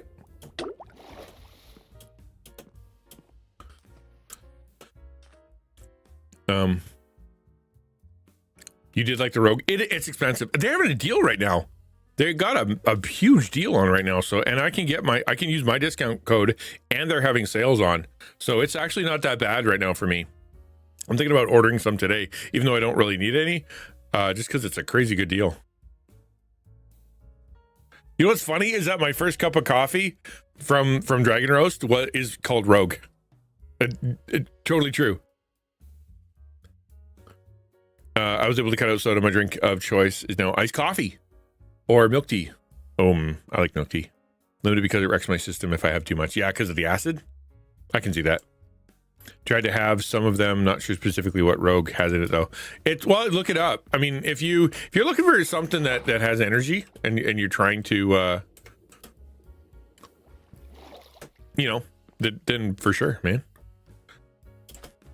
But not for everybody. Some people really don't like energy drinks, and I hardly blame them because they don't want to feel vibrating everywhere and et cetera, et cetera. It's all right. All right, have a good one. Thanks for lurking. I like them. If I drink 2 coffees in the morning, I'm not going to have Rogue, right? In the afternoon, if I'm like, actually, I've done it with supper, is that it'll be supper time, and I'm like, I'm so sick of water, because I'll drink like, I don't know, 3 of these. That's like 120 ounces or something, or 100 ounces of water. No, wait, that's 40, 100. Yeah. So like, that's a lot of water. And so I'm like, I'm sick of water. So for dinner, I'll make a Rogue and throw in the calm. I like using the calm stuff. And so it just tastes good. Instead of coffee, I made double down on my dryad tea. Yeah, there you go. Dryad tea. It's kind of in the same theme. Looking for the pink stuff. So that's 79 cents and that's $3. Okay, so 79 times 4. Okay, this is actually cheaper. Stacks. Give me 16 stacks. That's too many stacks. Why do I do that to myself? That's so funny. It's not like I can't visualize 16 stacks, and suddenly it's like, oh, that is a lot. $30 for samples. Sheesh. It's again the thing that I'm working with, and the groups that I work with are like the companies that I'm working with right now. They're not designed to be like your everyday everything, right? They're for people who drink energy drinks and want to get a better one, or people who want to try something new like that. It's definitely not like it's not inexpensive. I think it's the least not the least expensive, but a really good deal for what you're getting. Oh no. How do I? That sucks. That's gonna take me an hour. I just saw a water jug from Body Glove over the weekend. Not sure how many gallons it was. Oh, I know, right? My son just got a 50 ounce. Like he was inspired by me to go get a 50 ouncer. I am not doing that again. This was a bad idea. I'll use sand. Maybe I can use sand. Also, other than soda at work, normally just drink unsweetened tea.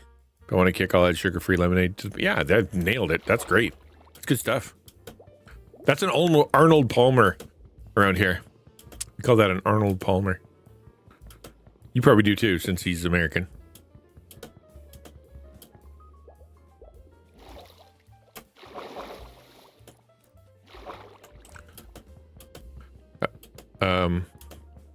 Would cut the calories and get Mountain Dew, Diet Mountain Dew. You know what? Yeah, okay. If you like Mountain Dew, I guess. But that tea's actually, if you find a tea that you like, it's actually good for you. It's got like antioxidants, or it's got, something positive, and you can drink that. Better. And if you do it for long enough, you'll realize that when you come back to the Mountain Dew, you're like, you know what? That was not good. Oh, hello. What? I don't know what I just did. I have packets like Tang, but not Tang mix. 7-Up sugar. Oh yeah, interesting. I'm not 7-Up sugar free. Strawberry lemonade and call it a Rosie Palmer. That's lovely.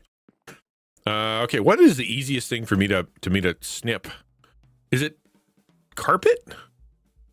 Moss? Might be moss, actually, now that I think about it.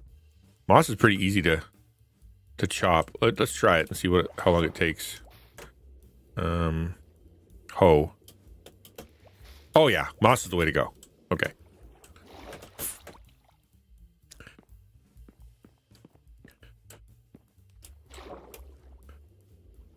There's a tea place in Amarillo that will get half peach. I love, like, if I go anywhere, I'm getting an Arnold Palmer, like, every time. I'm gonna die. It's my drink. If I'm out, right? If I'm out. Otherwise, forget it. If I'm at home, it's all Rogue. And I don't go out very often, for obvious reasons. Eat food. Oh, yeah, I gotta take a bite of my sandwich. I will take a bite of my sandwich. For Samus has told me so. That's a good idea.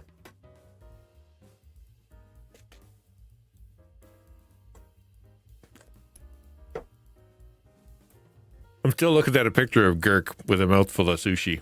It's like my wallpaper now.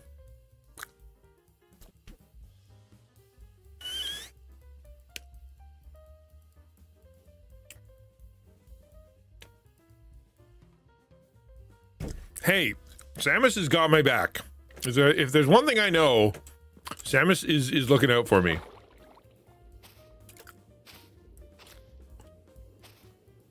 Okay. Now let's get that steel. Not steel, iron. I always call it steel I don't know why. Okay, here we go. Boop, boop, boop, boop, boop. Okay. What's MC Motorcycle Club? MC Minecraft food? Oh, Minecraft food. Oh, Minecraft food. I see what you're getting at. Okay. I found some more clay. I was complaining there was no clay. Is that lava? What's going on over there?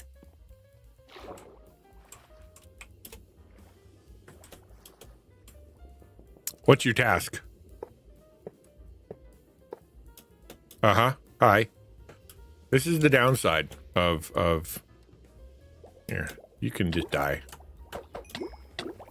Ah, oh, ah, ee, ooh, ah. Okay, we're good. It's fine. Find my expired passport. Yeah, that sounds important.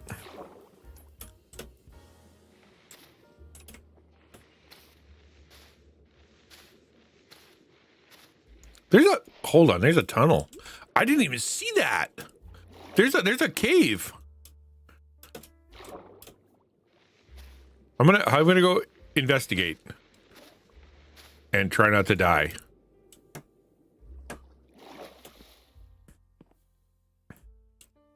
I'm definitely gonna die though. Ooh, you ding dang walla walla bing bang.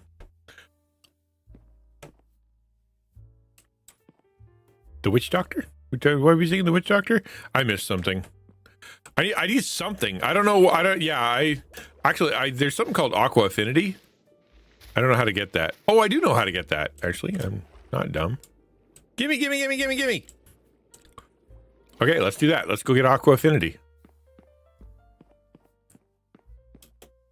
And then we can get in the water and be there for longer. I think that's right. Aqua Affinity is the one I need. Tell me if it's the one that lets me stay underwater for longer. You know, I'm actually looking for a collection, Warrior. Good to see you, man. Of what they used to call Goofy Greats. Like I had an album called Goofy Greats, and it had, you know, it's all the weird stuff like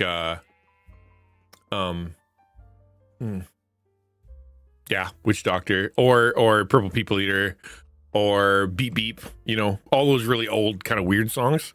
I was trying to find them, and they don't seem to have a collection of them anymore. And if you can't remember what they're called, then they're impossible to find because I don't even know what to Google. The magma blocks provide you with air. That's true. Here, hold on. I'm gonna get Aqua Affinity on my stuff first.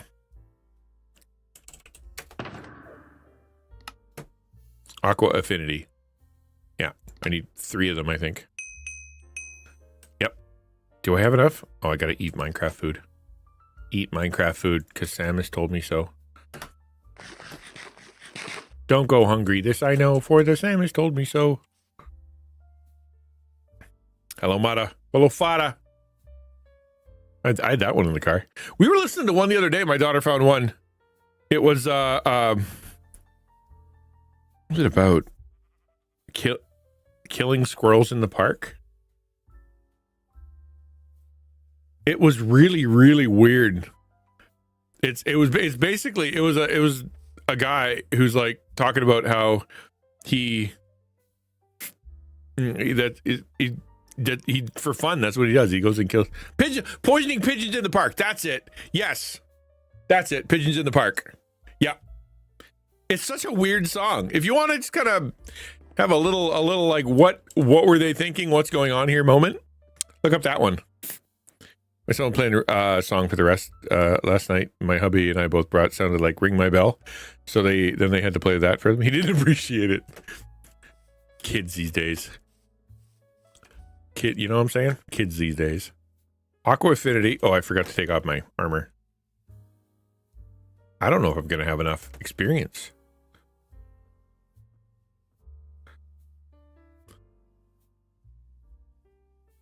Did I not do that right? No, hold on. Did this? No. That's disenchant. Wait, what? Oh, that's only for boots. Hold on. I might be crazy. No. What am I doing wrong?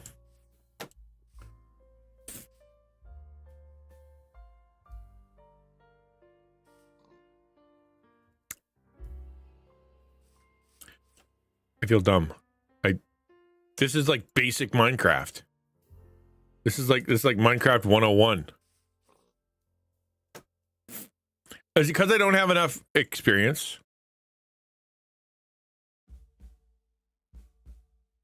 You want the music louder?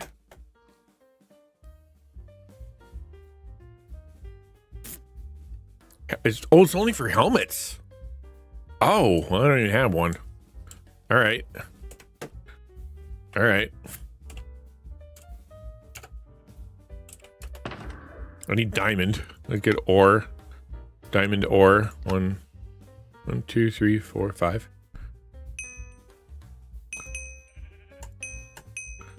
And then one netherite, I think. And then I can make a hat. Need a hat. Give me my hat. Where's the hat? Boop. And then, yeah. Did he have a fletching table? Like what? How did he make the netherite thing? I know that there's something you're supposed to do. That's not the right table. What the heck is it? It is workstations. Blast furnace, no. Cartography, no. Grindstone, no. Loom. Smithing table. That's what it is. Okay. Okay, I'll put that here. I don't even know the recipe for a smithing table, or if you have to just steal one. I literally don't know.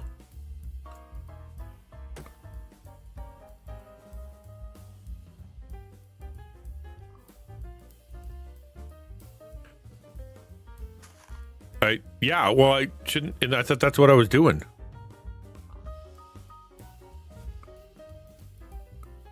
Oh, a template. I need a template. Oh, okay. Sorry. I've heard of that.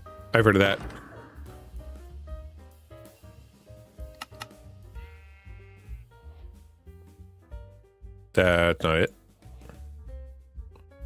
I think it's under miscellaneous. No. Where was it? I swear I saw it.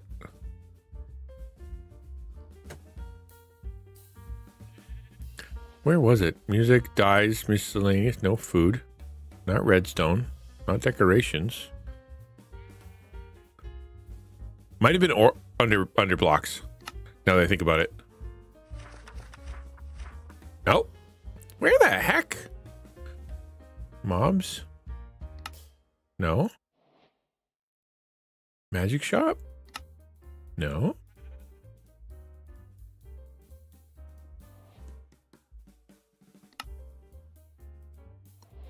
I'm just gonna look through them all then. Not music. Not blocks, right? Yeah. It's under decoration? Oh, because I guess it technically is. You're right. Technically is a decoration because it's... All right. The one I used was... It was the ward. Which one was it? Snout, silence, shaper. It doesn't really matter. They're all gonna look the same.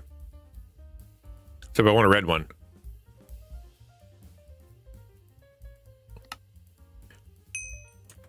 Let's just do this. I just need the Aqua Affinity, man. This is not supposed to take forever. Boom. And then helmet. And then netherite. Oh, it makes it look like a diamond helmet. Why is it? All right, whatever. I don't know what I just did.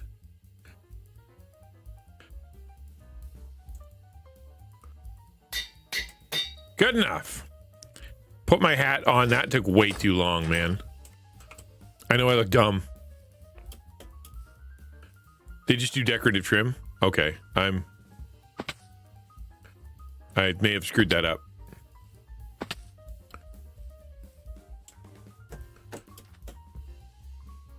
Regardless, let's see how much air I have now.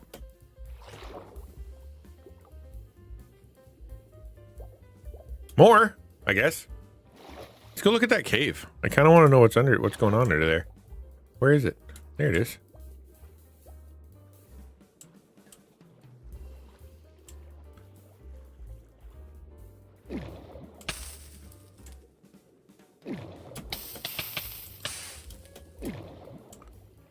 It's just a cave.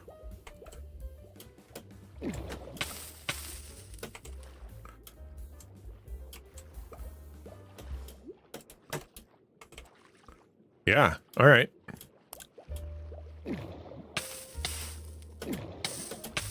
Let me out.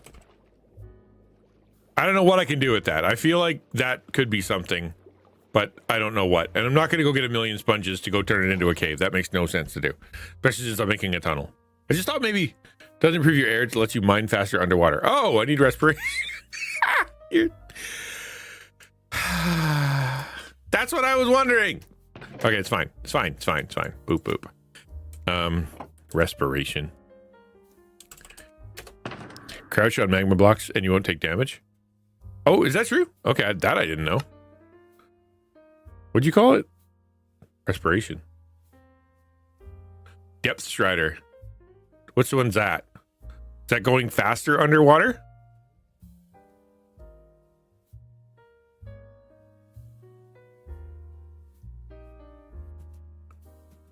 Respiration 3. Okay. I want that one. And I think, if I'm not wrong, Depth Strider for walking faster underwater goes on your boots. Okay, well, let's put that on. All right, back to the smithing table, or no, back to this thing. Okay, so on my boots and on my chest, I guess I will put this, and then respiration 3. Is that not how that works? Did I do that wrong?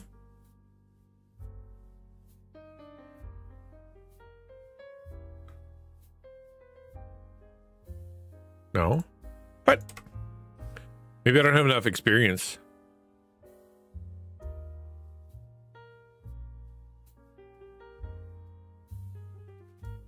Is it going to boots? What am I doing wrong? Is that a helmet thing again?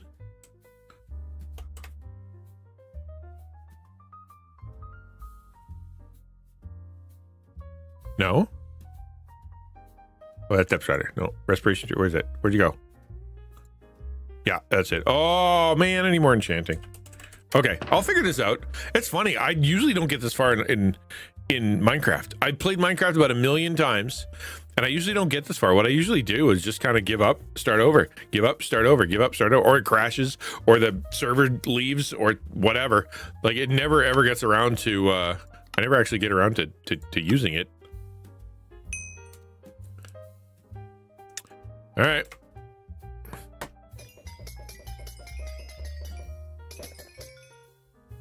$11? It needed 11. Dang. Okay. Guess we'll buy a bunch of that.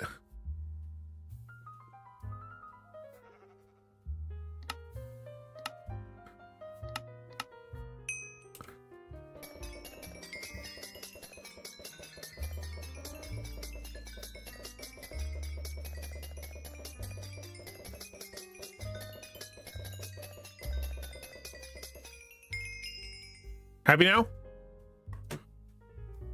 Helmet. Respiration. Oh, cost 7. Okay, we're good. Now we got it. And then boots plus depth strider cost 7. Man, that was expensive. I would have had to mine for a long time.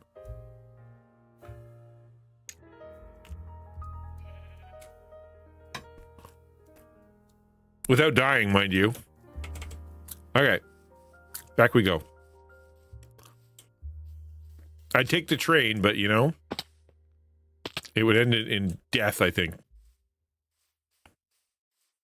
All right, now that I've got my fancy stuff, let's see how it works underwater. Let's see how I do. Boop. Oh, wow. I can adventure for a while. All right, now I kind of want to go look in that cave. Let's get a light. Do I have a light?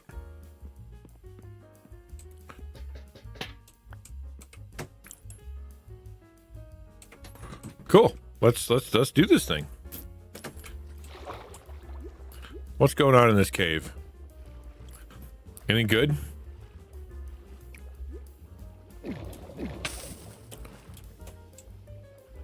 That really lets you breathe, man. Are you kidding me? That's the end? Okay. That's a lot of work. What if I use this now? Oh, sick.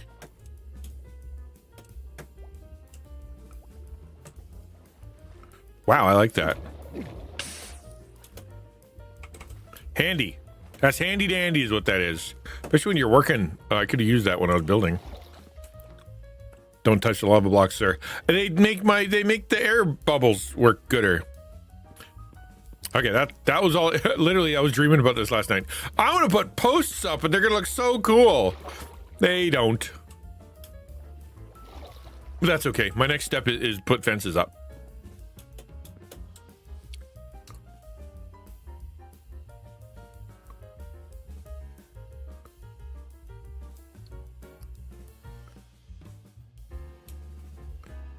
Crouch on the magma block. So, yeah, I know you said that, but or Donnie said it.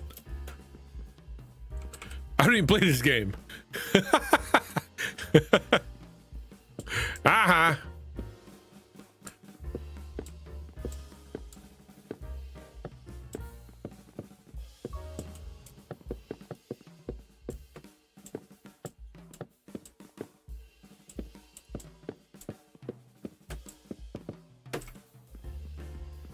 That's the stuff. What I should do is I should go create like an underwater, like something to look at.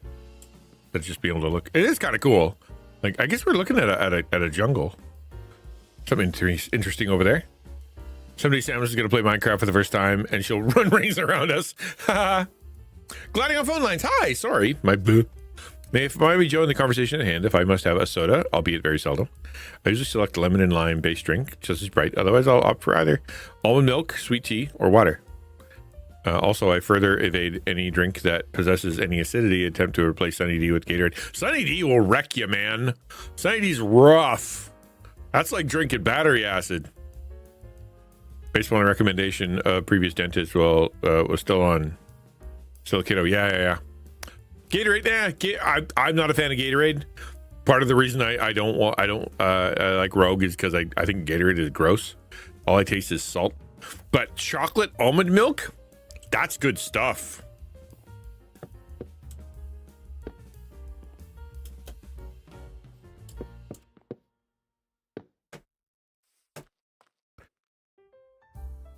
Guys, do doctors have staff with names like Azusina or Yasina where you live? Extremely rude to not. Oh yeah, for sure. We don't have English doctors. Wait, did I screw something up here? Hold on. Yeah, we don't have doctors that aren't from other countries or nurses that aren't from other countries in Canada, because every time that there is an opportunity for the other for us to have a Canadian doctor kind of thing, we usually, they usually go to the States or they go somewhere else, because it's just, oh dear, I'm gonna have to do this the hard way. Bummer.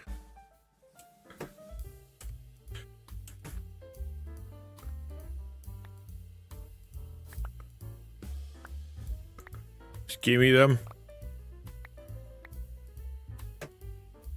There.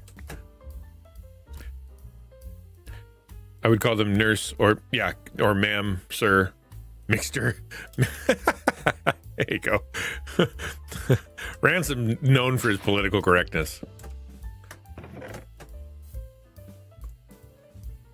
Put everything in there. Not my shovel, but everything else. We'll come back when we need something. Not my sword. Not my sticks. Everything good. Not my. Give me my shovel back. Probably need those and put stone away. Don't need that. Okay, good. I should be good now. Yeah.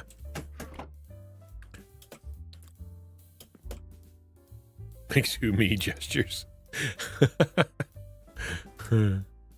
I'm gonna have to choppity chop some stuff here. Apparently. Yeah, I gotta move everything one step over. Oh, that's hilarious.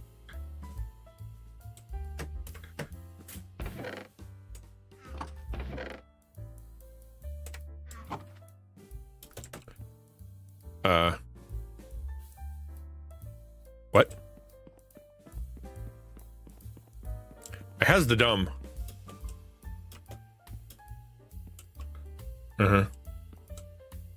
Just that way. Okay, it's fine. Okay, I get it. So straight, and then that, and then wood. And I gotta move my other box. Oh, Minecraft. It's always something, isn't it, Minecraft? Oh, that didn't work.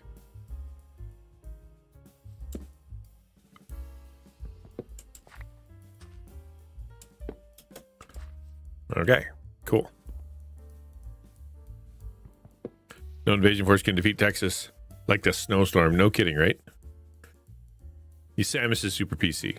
Yeah, that's it. Known for it widely. I think I've discovered something about myself when it comes to milk. I think I might actually have a problem with milk, because when I was using creamer in my coffee, non-dairy creamer, just because I wanted to, it was actually, I felt way better than when I was using milk. I ended up kind of making myself sick. Or even today, I felt a little ill because of milk. I think maybe what I should do is I should just avoid putting milk in and go get some non-dairy creamer and put that in instead.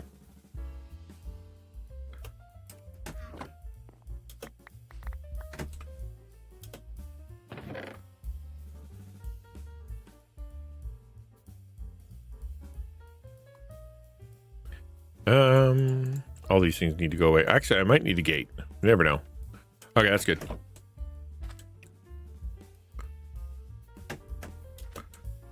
Do I really need to build an entire thing all the way out? That's interesting. To stop racism, I drink it raw and black. What? I'm gonna back up now. What? What are you talking? What? I missed something. I look away for 1 second and then I come back to that sentence. I said, I know what I said. I said I was going to bed, but I overheard almond milk, and here's a conspiracy for you. I could argue with evidence. Everyone's fascination with almond milk could be argued as one of the reasons that LA caught fire. You're not wrong. And also, I hear guacamole's been a problem too. The avocado people are pretty prolific in destroying the universe. They're like the Thanos of I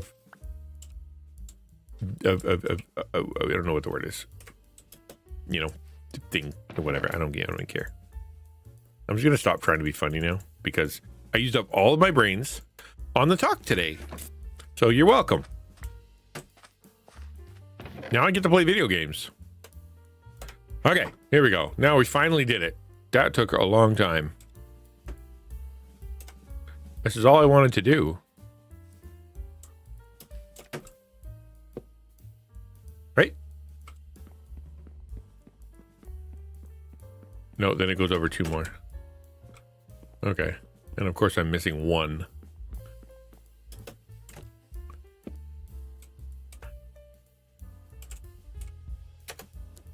Almonds and avocados betrayed me, so I believe it. Oh yeah, dude. Black coffee for me. I don't do cultural appropriation by whitewashing it. Oh, I see. Okay. Well, I am of mixed race, so I'm allowed to add coffee or milk to coffee. So there, take that.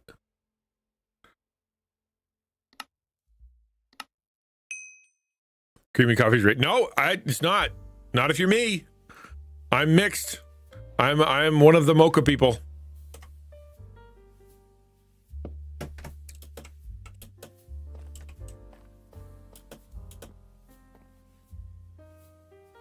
Bailey's coffee creamer. I see. Well, I was drinking it a lot because I really like sugar. Anglo-Saxon and Celt.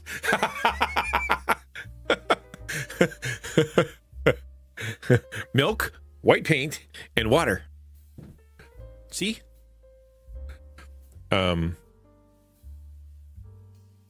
Water for avocado and almond farm are draining Cali's water reserve. Yeah, it's such an exercise in stupidity because it short-sightedness. It is an experiment in how short-sighted and stupid can we be. That's all it is, right? It's is there a way that we can possibly destroy our future more effectively than using up all of our water, destroying our cities, getting rid of law, getting rid of police, getting rid of allowing giant corporations to destroy and take over the land, give all of our money, power, and electorate to an oligarchy. Let's go, right? That's just like, good luck, guys. I wish you well, but this isn't going to work out the way you want it to.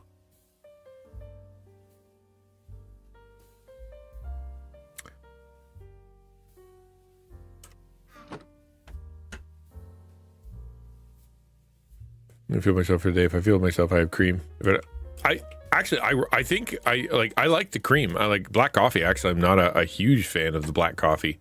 I put milk in it all the time, but I definitely want it to be. But I definitely need to stop putting anything sweet in it. That's a big difference that I need to do. I think there. Yeah, I did that right. And then there. There.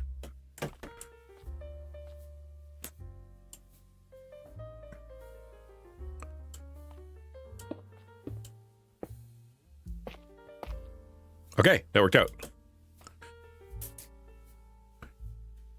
Same great taste of Bailey's, but no alcohol. Yeah, you don't need to drink alcohol to have Bailey's flavor anymore, dude. It's everything around it is Hitler drank mochas. That's funny. But then I feel about myself. Sorry, I missed all that. Cool. What are you mixing of? My dad is a white American. My mom's originally from Guatemala. Oh, I'm Métis. I am Métis. My friend. Ain't nobody no more Métis than me. Actually, there's a lot of people more Métis than me. But I will say that I have my card. I'm officially recognized by the Métis people of Ontario as being one of them. So that's good. Nope. Not what to do.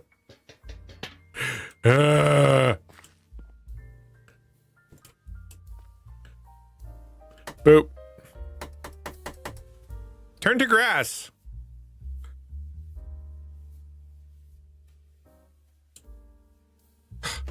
Okay, we'll come back for you.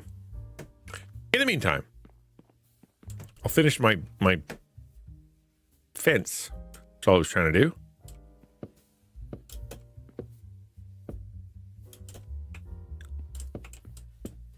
There.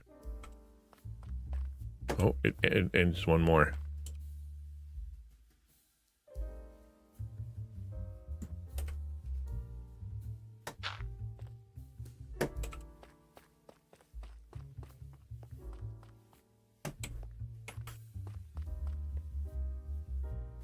Yeah, I'd like to learn more about my culture. It's a fascinating history because it's very uniquely kind of Canadian. Like being Métis means being a mixture of Native American, right, or Aboriginal or whatever, and French Canadian. Like it's a unique mix and a unique culture, and it's got its own heroes. It's got its own people that they hold up as their villains and their own issues with the government. It's really cool. My father got his Métis card a while back, and he's like, you should go get it too. I mean, obviously, because if your dad is, and you are, right? And passed my request to the Castle Jefferino steward. Yeah, right. Everybody, do you have land in Scotland somewhere or England somewhere? Some people do. Salted butter help with hunger. Salt about fat. I think the salt thing is so you don't so your cells keep working, not necessarily keep you from being hungry.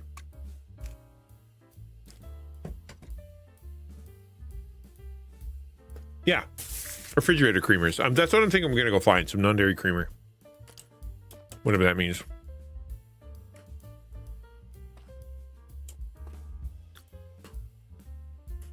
Salted butter is better. Yeah, salted butter is better. I agree. But no, we're just talking about I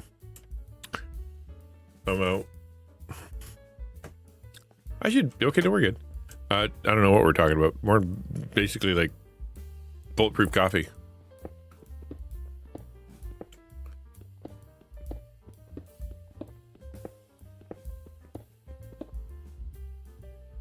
Stone. That's not right.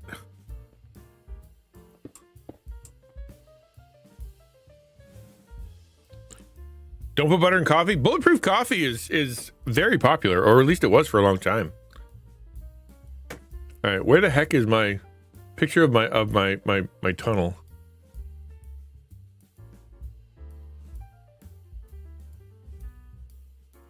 I need to look at it.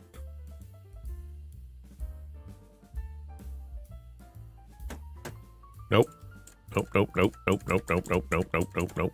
Nope, nope, nope, nope, nope, nope, nope, nope, nope, nope, nope, nope. Yep, that's it.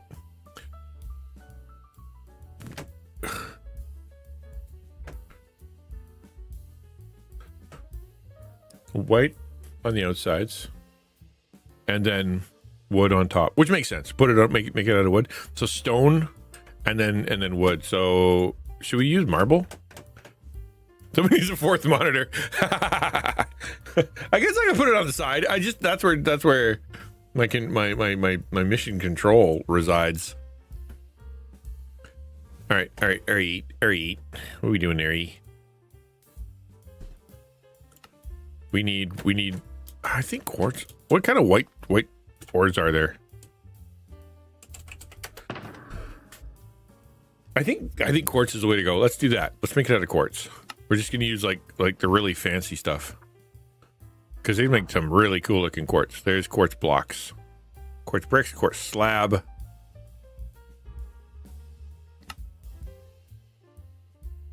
Bricks? No, I don't want bricks. Slab? I don't want slabs either. Where's the quartz block? Like a blockety block. I don't want bricks or slabs or stairs. I want the block. Elsewhere? Don't make me mind it myself. I don't want to. Concrete? Snow?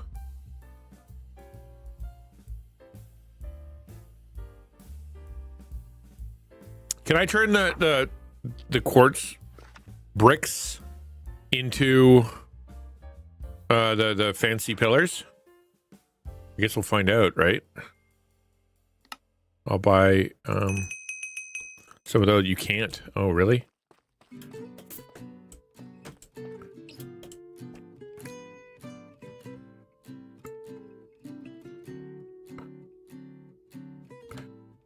I can't. There's no quartz in the shop. Internet keeps dying. Putting salt, butter in the coffee, making it taste like creamer, but without the problems of milk. Gotta be sure to blend it well. Yeah, you definitely do. Otherwise, it's just oil on top. Okay, what the heck?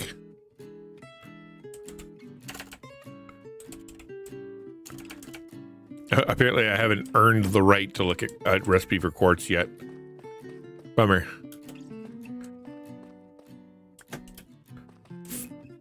Yeah, it's not in the shop. Maybe I missed it. I'll go look. I'll look again. Decoration. Sea lantern.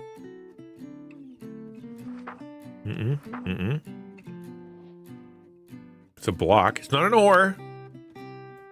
Is that an ore? Why? That's so dumb to put the other ones in there. Why? Okay, whatever. Ugh. Let's go make that. Back home, I actually have a stone cutter. Uh-huh. Never mind then.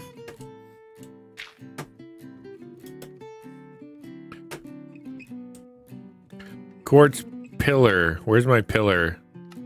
Chiseled. Is that the one I want? No. There's one that looks like it. There it is. That's it. Okay, let's do 1, 2, 3, 4, 5, 6.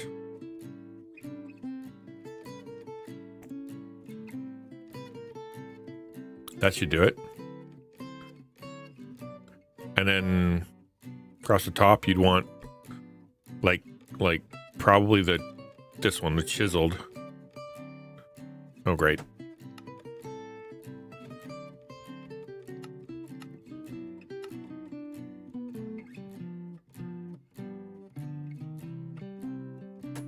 And then just normal blocks, maybe? I guess we'll see. I have a stone cutter at home. I just didn't want to go get it. Yeah, made my life worse. Walking all this way and not bringing the thing with me is a very me thing to do. Guess I don't need that if it's just going to be underground. That can just be stone. Stone.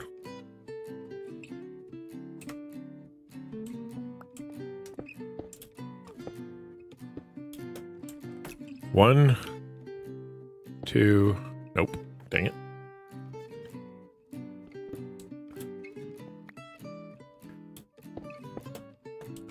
Okay, and then I guess this would be where, because I need it to be 3 wide, so it's got to go here. Somebody didn't plan this out very good. I don't know who, but we should have a talk with this guy about measure twice, cut once. I don't think he figured that out yet.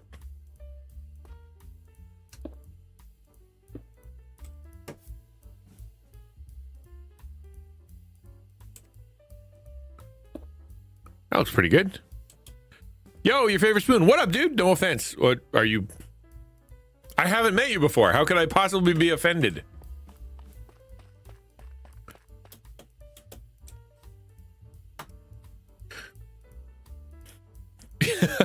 Did he say something? Did you say something? I'm scrolling up. Nope, I don't see nothing. I'm preparing to be offended. Hold my breath, getting ready for it. No? Okay.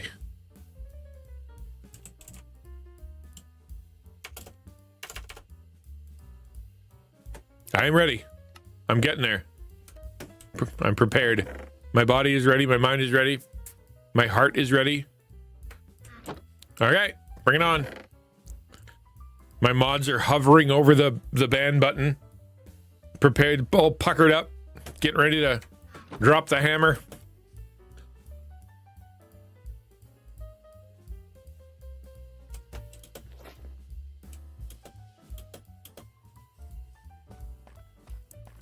sent me a funny coffee mug? Did you? Well, alrighty then.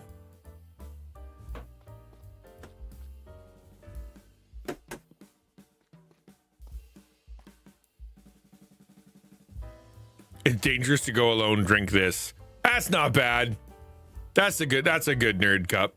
I like that. It's dangerous to go alone, drink this, for sure. I can tell you're good at this game and you look lovely today. All right. Well, now I know you're lying. Because I'm neither of those things. And I'm deeply offended. Okay, I'm going to go get McStairs. Oop, that's right here. I appreciate that. Thank you for saying that. That's really kind.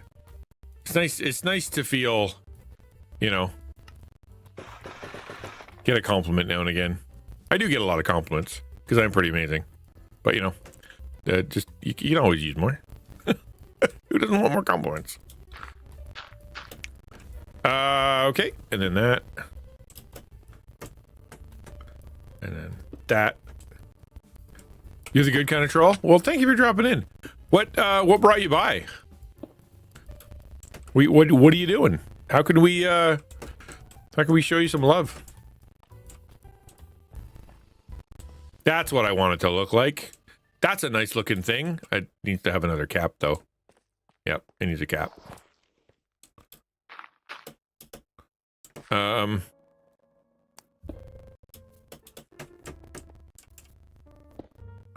And then do I have another one? I do. Nope, maybe. No, yes, no.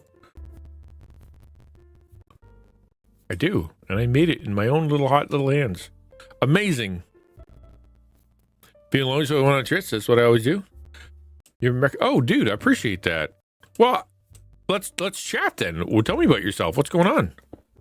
How are things? What do you like? Do you play games? Do you have any hobbies? Let's have a talk. I heard a whoosh. Did anybody hear a whoosh? I think I heard a whoosh.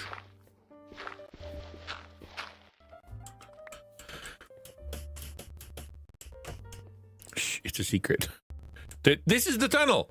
It is. It's very tunnely in its tunnelarness. Yes. I think, yeah, that might have been an owl whoosh. I don't know where he's going. A lot of questions? Bring it on, man. Literally, my whole life revolves around answering people's questions. That's what I do. It has for 2 decades. So you're in good company. Yes, I want a faster mining pick. Yes, I do. Please give me a faster mining pick. I hate my pickaxe. I lost my good one. It's the only thing I couldn't recover. I was saying you asked me a lot of questions. Oh, I'm just giving you options. You don't have to answer them all at once.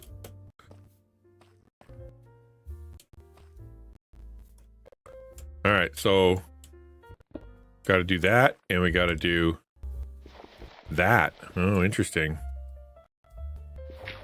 Yeah, I am a pastor. Yeah, have been for quite some time, and have been on Twitch now for full time for almost 4 years. It'll be 4 years in March. Yeah. That what I'm just doing a straight up 3x3. Hello. Hey, let's go. Unbreakable netherite pickaxe. Let's go. Hi, Zach. The patron saint of giveaways today, my man. Got you beat by a year? Oh, do you? Fire up. So you're a content creator too? Thank you. This is making my life way better. Huh, interesting. Handsome owl. He's the handsomest of owls. You know, I don't actually have a plan for where this tunnel is going. I'm making one. I should probably figure out where it's going before I dig too far. More like on TikTok. Twitch is hard for me. Oh, okay. I mean, Twitch is its own thing, yeah. So if you're a TikToker, I totally get that. Although did that freak you out the other day? When they decided they were going to be weird about it?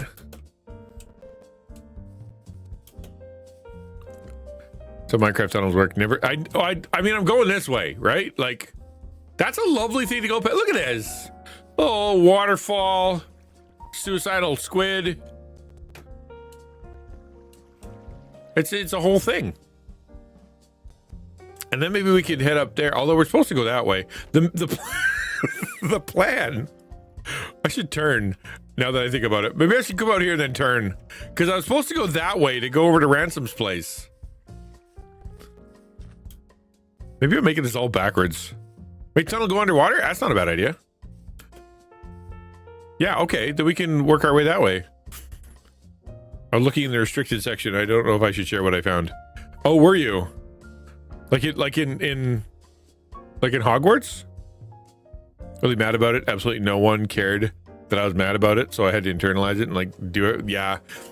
I mean, it is what it is. Like you have no power over it, so you know. But if it's kind of your thing, then yeah, it's going to affect you. In the commands? Really? Interesting. All right, let me know. Let's see. I'm going to make it I guess I can make an underwater tunnel. When can I turn?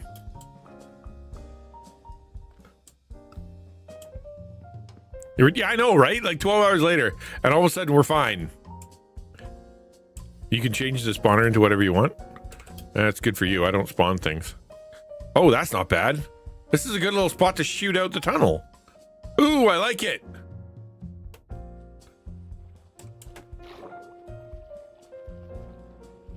And then it could like go up.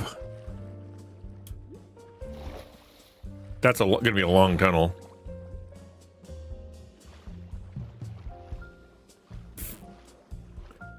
Okay, cool. That's neat. Let's do that. I have to dig this way though to let it know where I am. No, I don't need a spawner.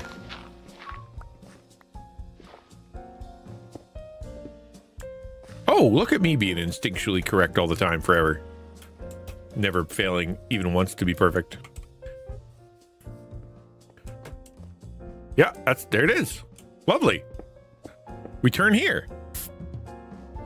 Underwater tunnel should be to cross to another island. Well, yeah, but like, I'm going away from everybody. That's the problem. Ransom's that way. Everybody else is over there. Like, I'm literally leaving. Like, I need to point the thing that way. My cat. Oh, your poor cat. I'm sorry to hear that. Is he old? Is that the problem? Hello. Let Ransom defend himself. No, I'm not defending. I'm trying to get my train over to him. The idea is that we're supposed to connect these things with the train. That's true, right? We just need bridges go both ways, as they say. We need someone to build in that direction, or that. Yeah, that's another option. Yeah, good point.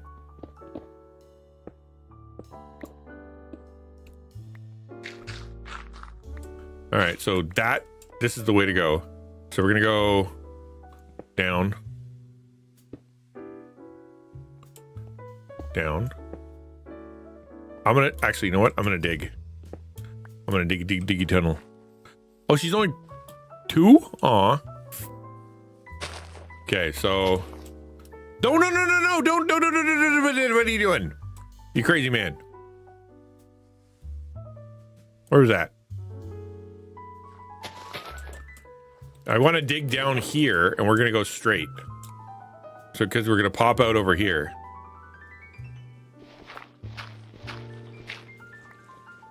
Okay. Put a lantern in my hand, and a dream in my heart, and off we go.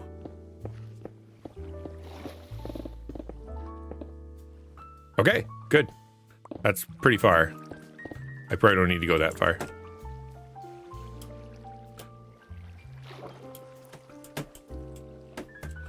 Okay, and then down, I suppose. think it through this thing here. Could be using a lot. Yeah, it's going to be a lot of glass. You're right. Did I not go far enough? Uh-oh.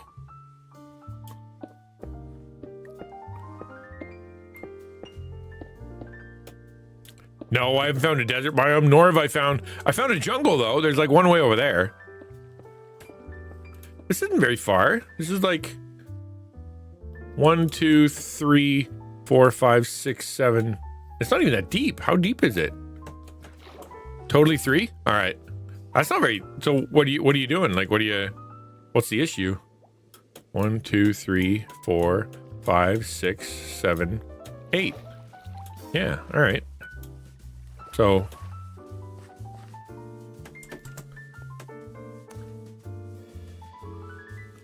here we go. Take 2, 2, 3, 4, 5, 6. There, I did it.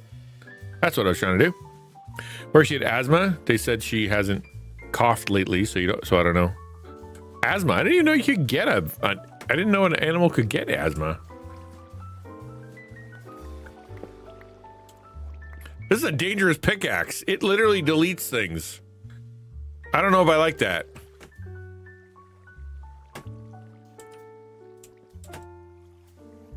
All right, so we're gonna make this 3 wide. I think it's supposed to be 4 by 4. What do I do? I need to go look. Well, that is a dangerous pickaxe. Yeah, here.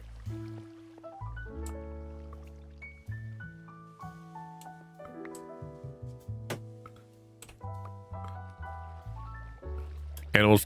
Hey there, Jade. Animals can get miasma.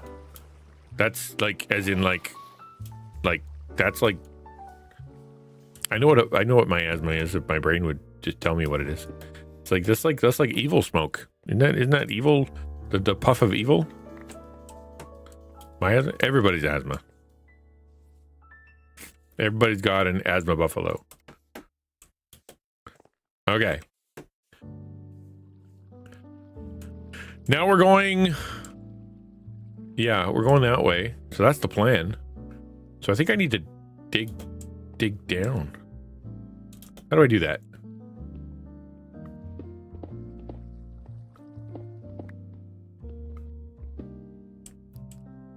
Just a bad smell? Oh. Really? My asthma just means bad smell?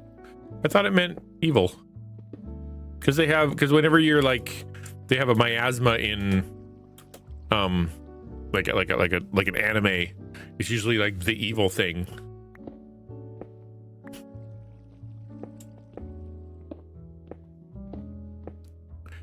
Yo, thank you for the follow. Appreciate that.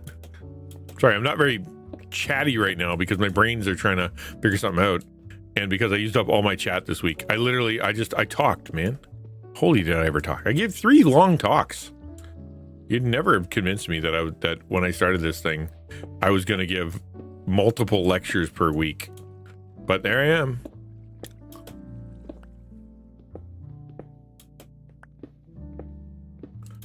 Man, this is going to be tight. I'm here going down. Brum.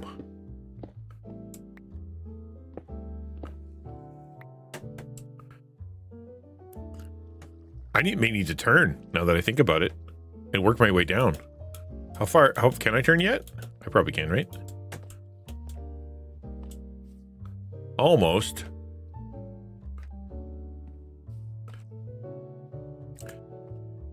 How's Jake today, man? How's life? How are things? What's going down?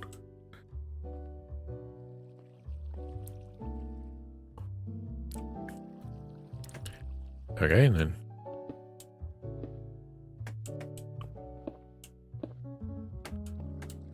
there we go. Did I do it? Did I finally do it? Can we call it done? I recently started meds, so it's not working the way I thought it was. Like mental health meds, or do you mean like physical health stuff? Because I know that the mental health stuff can be a little dicey to make it work properly. Takes a few tries. At least it did for me. I'm well, alive and every day. Amen. How's the house? Jade bought a house recently, and he was doing a bunch of... Oh, frickin' frick. What the heck was that? Why did that happen?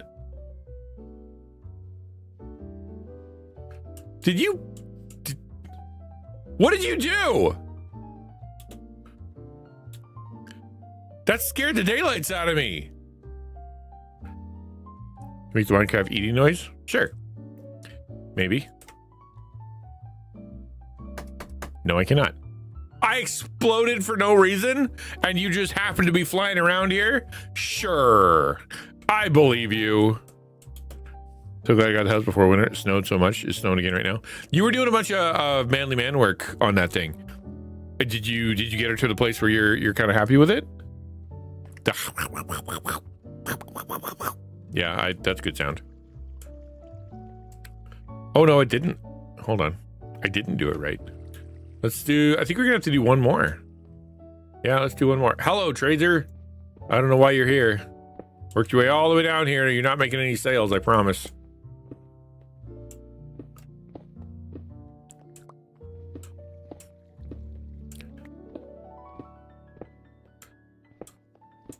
No, you're not boring.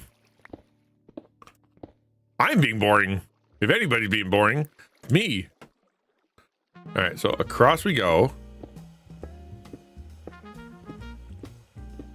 And then we're going to turn.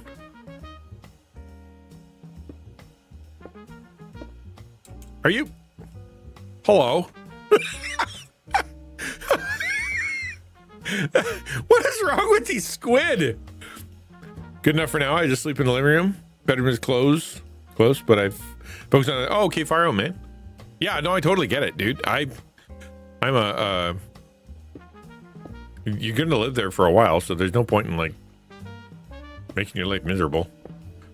Enjoy the process. Yeah, you know what? Yeah, you did this to yourself. I can't help you. You are a miserable creature. Yeah, I'm sorry. That was on you.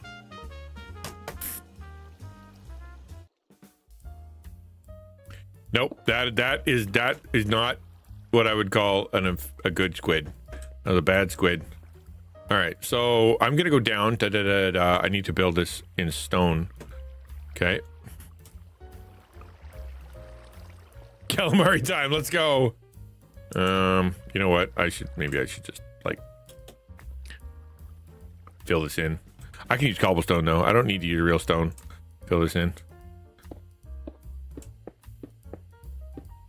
Otherwise, you get like a monster hole, and then all of a sudden it's yucky and scary and makes noises when you come down here. And I don't want that. Nobody wants that.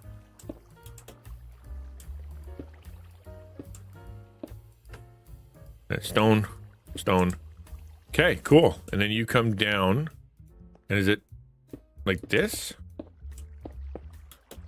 Did that turn properly? Almost, kinda. You'd be going down here, you'd be like, and then you gotta make it a little taller. Otherwise, you're gonna bonk your head.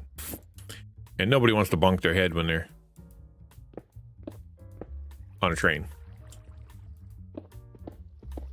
There, I did it. Lovely. This is probably better. Nope. Okay, cool. Rock and roll. We made a tunnel. Well, we sort of made a tunnel. We made part of a tunnel. We made a hole. A part of a tunnel is just a hole. I think that's our wisdom for today.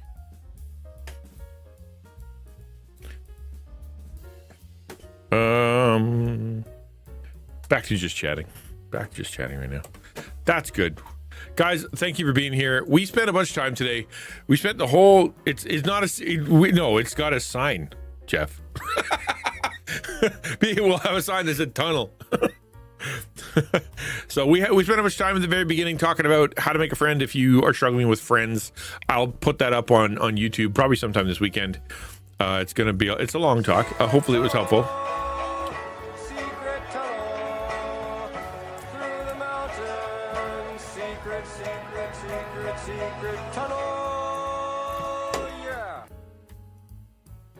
So we're gonna I'll put that up and we jumped into Minecraft. Tomorrow we're just normal. No, it's not at all. You know what's happening tomorrow? This. I'll show you. Watch. That's what's going to happen tomorrow. We are going to be having Coffee and Chaos, the Forgotten Brew of Roastalian. It's going to, it's starting at 3 o'clock p.m. We're going to be doing a 3-hour D&D campaign sponsored by Dragon Roast Coffee and featuring the Quiz King and Samus and Arcone and Star Pony and me. And we're going to be doing this the first time. So be there, be square. And after that, before that, starting at noon normal time, tomorrow is when Final Fantasy Rebirth comes out. Final Fantasy 7 Rebirth comes out. I've already paid for it. We're going to be playing it tomorrow. So tomorrow's going to be a banger day. We're going to give away some coffee. We're going to give away some, does anybody want to sponsor tomorrow, by the way? It's up to you guys. But Zach sponsored today. Very thankful for that. We're going to draw a winner in a second. And what if you want to be there and be square? Okay, only for you though. D&D like a DLC Baldur's Gate 3? Kinda. Yeah, it's kinda. And then tomorrow we're going to give away coffee. We're going to play a brand new game we've been waiting for a really long time. We're going to do D&D. It's a fantastic day tomorrow. Come back tomorrow for tomorrow's stream. It's going to be awesome. It's hip to be square. I've heard that. I think Huey Lewis taught us that. Anonymous cough. Yeah. So if anybody wants to sponsor tomorrow's giveaway, let me know. I could use the help. That'd be lovely. If you don't, that's totally fine. I'll find something to give away tomorrow. And in the meantime, let's figure out who won. That's what we got to do next. Who the heck won? You could still have a chance. Exclamation point enter if you want to win fancy coffee. All you got to do is hit exclamation point enter. I'll see who's on there, Ferric. Just give me a second. And otherwise, I'm gonna be pulling the giveaway. I'm gonna give you a second to if anybody wants to enter at the last second here.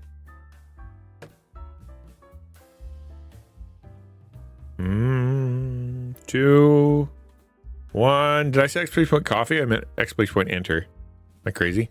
They do actually, and it's really good. Samus tried it. She says she really likes it. They do. It's a gift card. You can win whatever coffee you decide to buy. Yeah, it's great coffee. Like, it's next level good. It really is. I'm not even just trying to sell you. It's honestly really, really good. You have to brew it. Yeah, you do have to brew it. It's not instant. They don't come in a big bag of liquid coffee. Yeah, you gotta have a machine of some kind, or press, or campfire, something. Shows up warm in the house. Yeah, they actually, the two guys that run the. It's a very small company. Only 2 guys run it. They hand deliver every single cup, and they stand there and they wait until you're done the cup, and then they wash the cup to everybody. All right, I'm closing the giveaway. You had your chance. I'm gonna draw a winner now. Boom. Who won? Sunshine Faith won. Congratulations, Sunshine Faith. All I need is your email address, and I'm gonna be able to. We'll get you your digital thingy, digital card. So yay, you love coffee. I'm glad. And then come back tomorrow. We're gonna have another giveaway. We're gonna do more fun stuff. I'm really excited for it. I've been prepping for this for what feels like forever. It's nice to have it finally come into reality instead of just being an idea that I had one time forever ago. Coffee is another food group. I'm a big fan of coffee too. I really am. I love me some coffee. Let's see who's on. Unless I could pick someone better. Yeah, we'll go with Catch a W. Why not? Why not? He's driving trucks. Yo, Citizen, what up, dude? Just in time to be late. We're taking off. We're gonna go hang out with Catch a W, my guy. And I'll see you tomorrow. It's Thursday. I bit my tongue. Ow. Tomorrow's Thursday. Should be fun. Maybe I'll have to put some weird pictures on. I really didn't think to do that. I don't think so. We're just going to play the new Final Fantasy. That's what we're going to play. It's so good. I've been looking forward to that game forever. Tomorrow's going to be a banner day, or I have put so much emphasis on what it's going to be and think it's going to be great. It couldn't possibly live up to the hype, and I'll be disappointed no matter what happens. But we're going to try to avoid that one. Okay? We're going to avoid that part. We're just going to expect good things. All right. I'll see you guys tomorrow. Thanks for being here. You're awesome. Take care of each other. Join the Discord. You don't have to be alone. We're here for you, man. I'm here for you. We're all here for you.